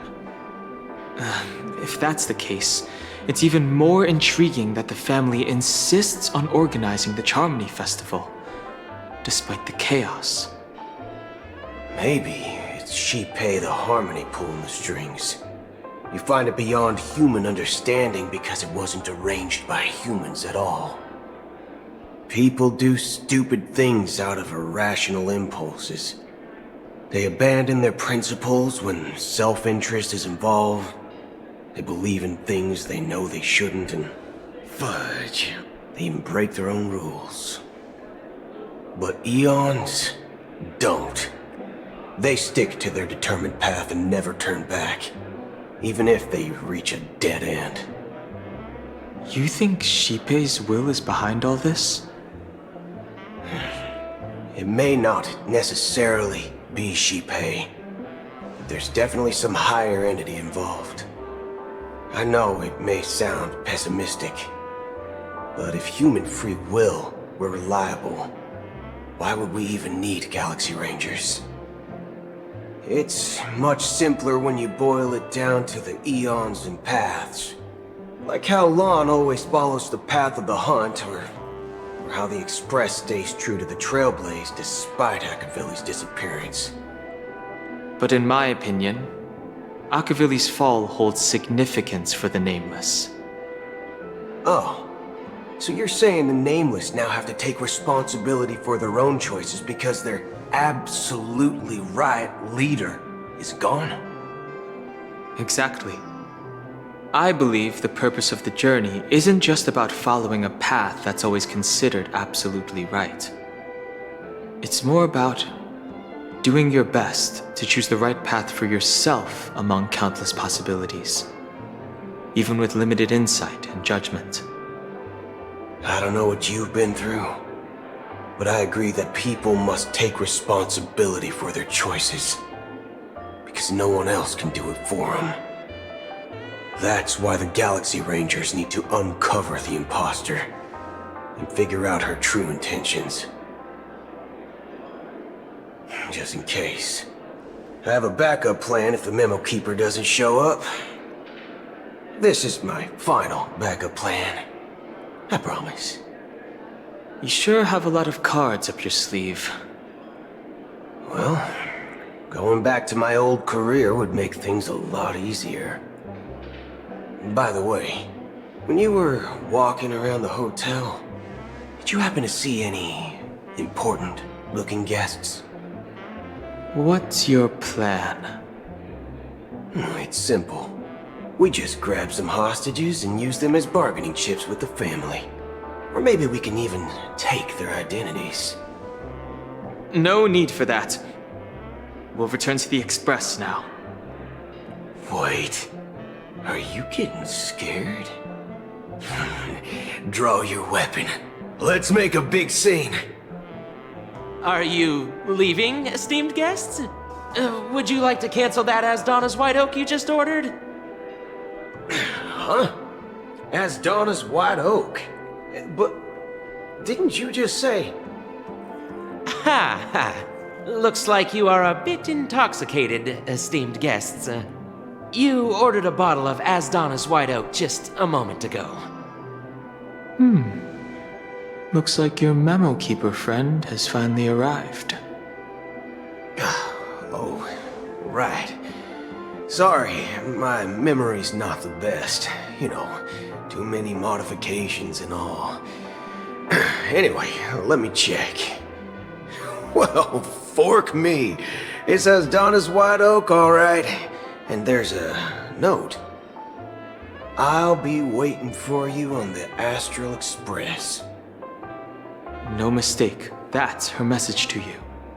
She knew the hotel wasn't safe, so she suggested we find another place. Well, looks like we took a detour, but now it's back to the Astral Express. So, what are we waiting for? Let's go.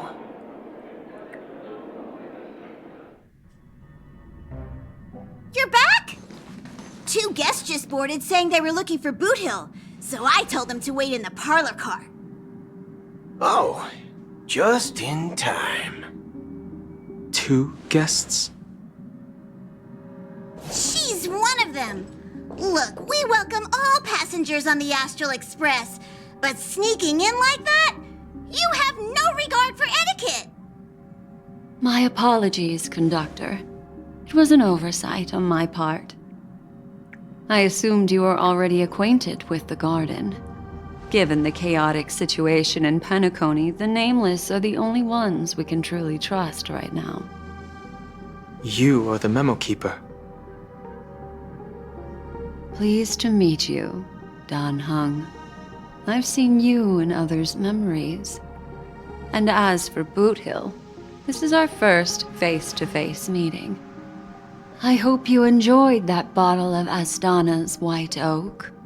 You sure have a refined taste. Finally, Memo Keeper. Well, let's cut to the chase. Spill everything you know. That's precisely what I intend to do. But before that, please allow me to introduce myself. My name is Black Swan, and I serve the Garden of Recollection as a Memo Keeper. As for Acheron's story... Pause it there, because this is the problem I have with the Penacony story. It's too many parts, and most of the parts are just other characters literally finding out what the main characters who are actually on the journey have already discovered. Like, the only reason why I'm enjoying this right now is because Boot Hill's an interesting new character and I like him. And I love the fact he keeps cussing, and of course they're keeping it kid friendly because this is a teen level game. But it bothers me to no end that their whole entire conversation is just the two of them filling in holes based off guesswork of what we already know from the main characters who are literally about to go to the frickin' Stellaron. Why do I need this? Why does anyone need this? Besides the fact that they are trying to introduce a new character, no one needs this right now. And it's too much. It's too much. Dan Heng's story was very straight and linear into discovering everything. But this is way too much jumping around. Too many characters involved, too much jumping around. Like, yeah. Alright, I'm done ranting. I'm gonna continue, but my goodness, this game. Like, this is why I have not finished Penacony storyline right now, because this whole entire time is how the game has been for Penacony. I'm sure she knows it better than I do. Greetings. I'm Acheron. What? You Garden of Recollection shirtbag! You betrayed me! I apologize, but she did that at my request. Due to certain reasons, I have been exiled by the family. Thankfully, this Memo Keeper came to my aid and helped me escape their surveillance unnoticed. To be honest, it was more like stalking than helping. And the process was far from unnoticed. But we did escape. I asked her to guide me to a place beyond the family's reach and to contact a few trustworthy individuals. Namely, all of you. Trustworthy? Son of a nice lady. You think I'm dumb or something? How about this? I'll put a few bullet holes in your head and see what secrets spill out. Then, we can talk about trust. It doesn't have to be like that. I'm willing to answer all your questions, but not right now. If my cover hadn't been blown, we might have had more time, but at the moment, we don't have any other options. No other options? What do you mean? This is the only way I can ensure everyone's safety. I kindly request an immediate warp jump out of the Astana star system.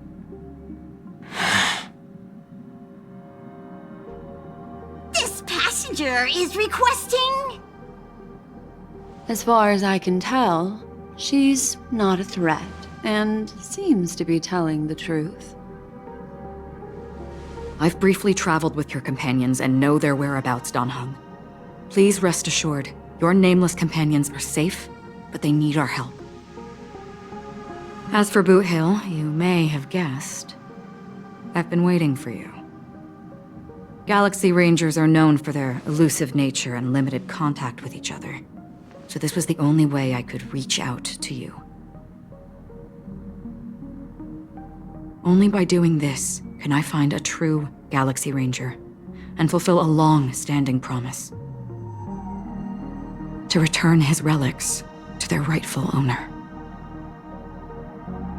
Someone once told me that every rainfall is like a gift from the heavens, a sign of their mercy upon the world.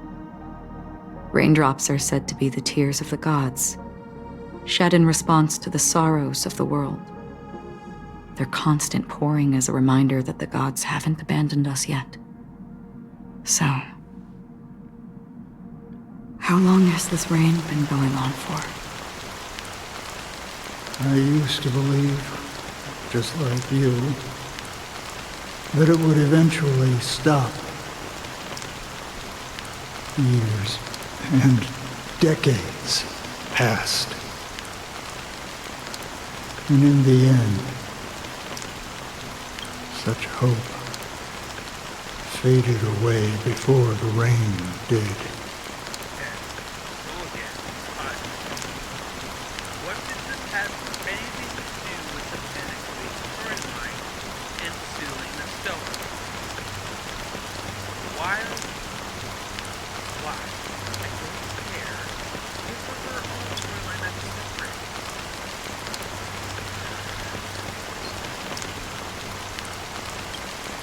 Looks like the god you mentioned doesn't exist after all.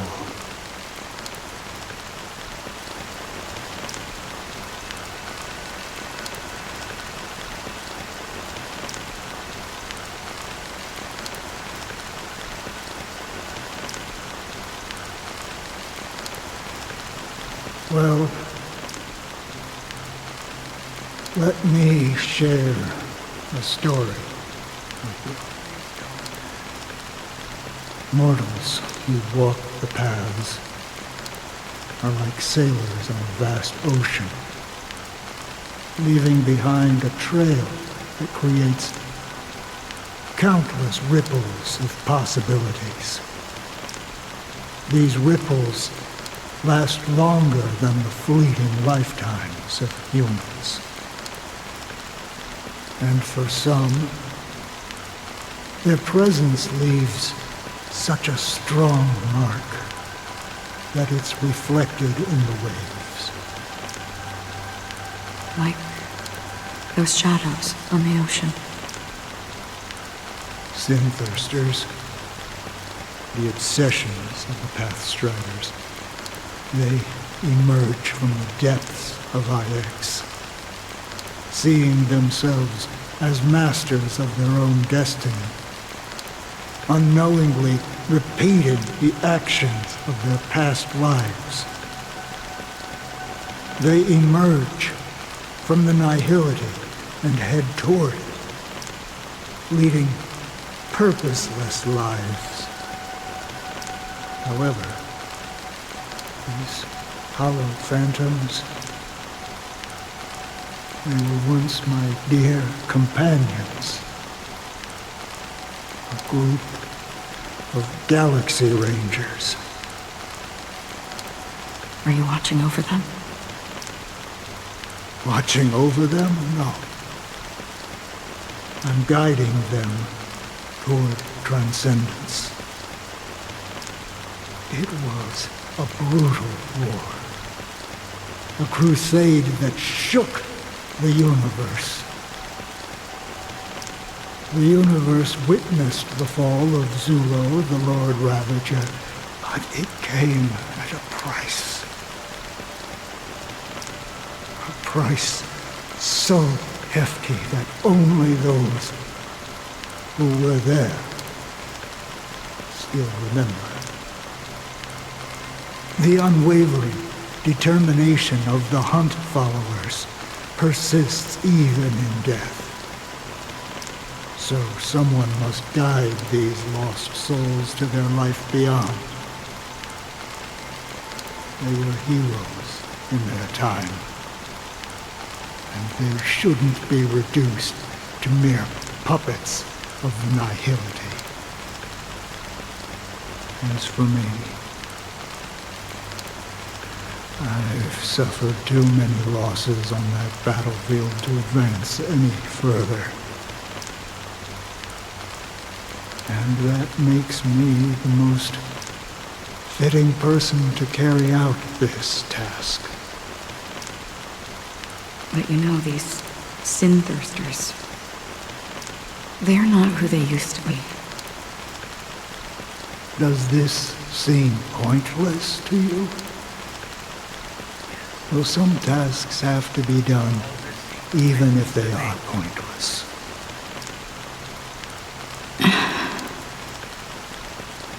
I can help you. For what? For the meaning of the nihility. That's what I've been seeking. I see. After all, this realm is off limits to ordinary souls, right? Thank you, stranger. I wish that you find what you seek. Before we part ways, I have one more question. It is true that their actions and even their entire lives may seem pointless from our perspective. But if, and it's just an if this is what the departed ones expected, should we try to change it? A good question, and a profound one. I don't know the answer. What I do know is that one day I too will pass away. I hope that when that day comes, someone will stand at my grave and place a bouquet of flowers.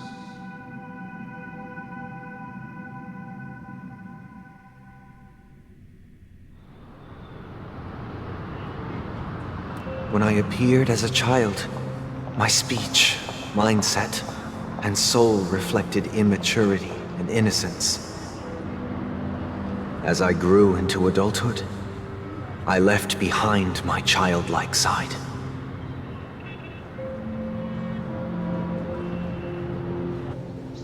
I humbly request your blessings, esteemed advocate of Shipe. Come to me, my kinship. I have sought their presence with us. As you wish. I have faithfully served the Alfalfa family for nearly a decade, promoting the path of the harmony to the best of my ability. However, I made a mistake yesterday.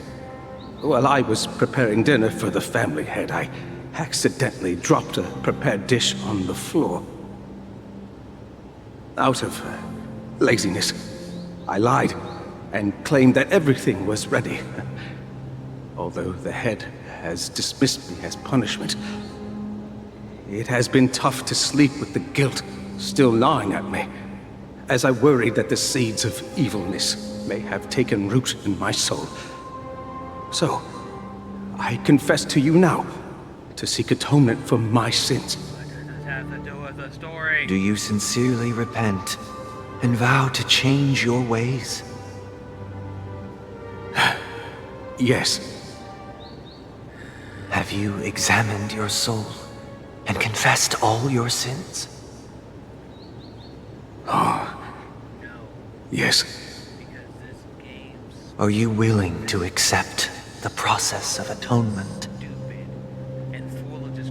Random crap that's Yes. not necessary. Not just trying. Very well. Show your dedication and goodwill to the family, and you shall be reinstated among them. Now, please, leave in peace. Oh, praise Shipe. And thank you, esteemed advocate. Next, please step forward. I wholeheartedly confess to you. Please, pardon my sins. Rest assured, I have implored their presence to be with us. As long as you are sincere, absolution will be granted. Oh, great. You know, I arrived in Penacony as a stowaway. I sold everything to get a ticket. My house, my land, and my 2 children. I see. Please, go on. My children were starving, and I hoped they'd have a chance at survival if they became slaves here. If I can strike it rich here, I'll lift them out of that situation and give them the life they deserve. But the Bloodhound family got wind of it. They're on my tail, hunting me down. I thought I could bring my kids here. It was all my fault. All my fault. The family is ready to forgive all sinners. I'll ask the Bloodhound family to cease their pursuit. You don't need to live in fear anymore. Oh, thank you. Thank you. I'll work my hardest to redeem my children and make them part of the family. Praise the harmony! Next, please step forward. Hey! Long time no see, Mr. Sunday. The most esteemed individual in Penacony, and the next leader of the Oak family, right? I have sought their presence with us. Let us proceed. Sure. Let's just get this over with. I have sinned. Please forgive me. I wasted half a pizza at breakfast, and a bottle of Soul Glad. That's it. Nothing more. Can we wrap this up? I've got a robo-ball game to catch, you know? Do you seek to atone for your sins through good deeds? My sins? Wow, starting to sound like a saint, huh? Well, let me tell you something. Neither the family nor you have the right to judge me. You think nobody knows what your precious family has done? About the watchmaker? Huh? Don't kid yourself, Featherbrain. Those dream chasers might be fooled by your act, but don't fool yourself. Before you start spouting off your holy verses, answer me this. Where does the power of the Oak family come from? And your power?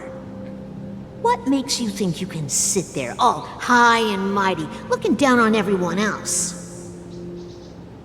Well, I've spent enough time in confession today to enter the Harmony's paradise, right? Then I'll take my leave. Good luck with your election, and, don't make me regret my investments in you.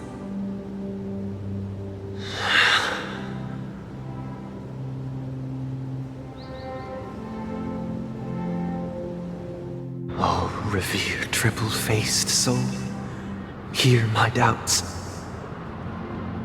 Who can judge the strong when their power hides their crimes? Who can vouch for the weak when they will pay any price to survive? Who can comfort the purest souls when even they get led astray? If the strong defending the weak is truly the foundation of paradise, then who is responsible for the suffering and anguish in this wretched world?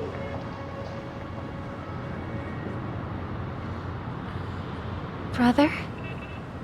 Brother? Brother, are you all right?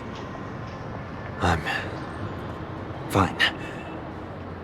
I've been working long hours, and I just made a trip to Dreamflux Reef and back. So, I'm a bit out of sorts. But it'll all be over before we know it. You've been working non-stop on the Charmony Festival, Mr. Sunday, and no one could have predicted this incident. Even if the Stellaron does pose a grave threat, I still feel sorry for all the trouble we've caused you. No need to worry about troubling anyone. The Charmony Festival was meant to spread joy and harmony across the cosmos. But now that we know the truth, I'm afraid we'll have to cancel it. It has always been our wish to make everyone happy, so... we'll do our best to explain everything to the Dream Master. I'm sure he'll understand. Even if the negotiation does not go smoothly, I'll refuse to go on stage. Without the Chord Master, the Harmonious Choir would not arrive, and the Charmony Festival would be just a grand performance, and nothing more. I'm relieved to see your determination. You know, since arriving in Penacony, we haven't had any contact with this Dream Master himself. I'd heard of the heads of the 5 major lineages, but the Dream Master is a mystery to me. The Dream Master rarely grants an audience, even for us. But, given the urgency of the situation, he's agreed to meet us in person. Perhaps you'll be the first guest to meet the Dream Master in years, Mr. Yang. Let's hope we can reach a consensus that satisfies everyone. Indeed. Let us hope so. It's about time. We'll have to get ready for the meeting. I apologize for any inconvenience caused by the urgency. Don't worry. I'll be waiting here. It's Mr. Sunday! Hey, come over here! Looks like someone needs help. Let's go check it out.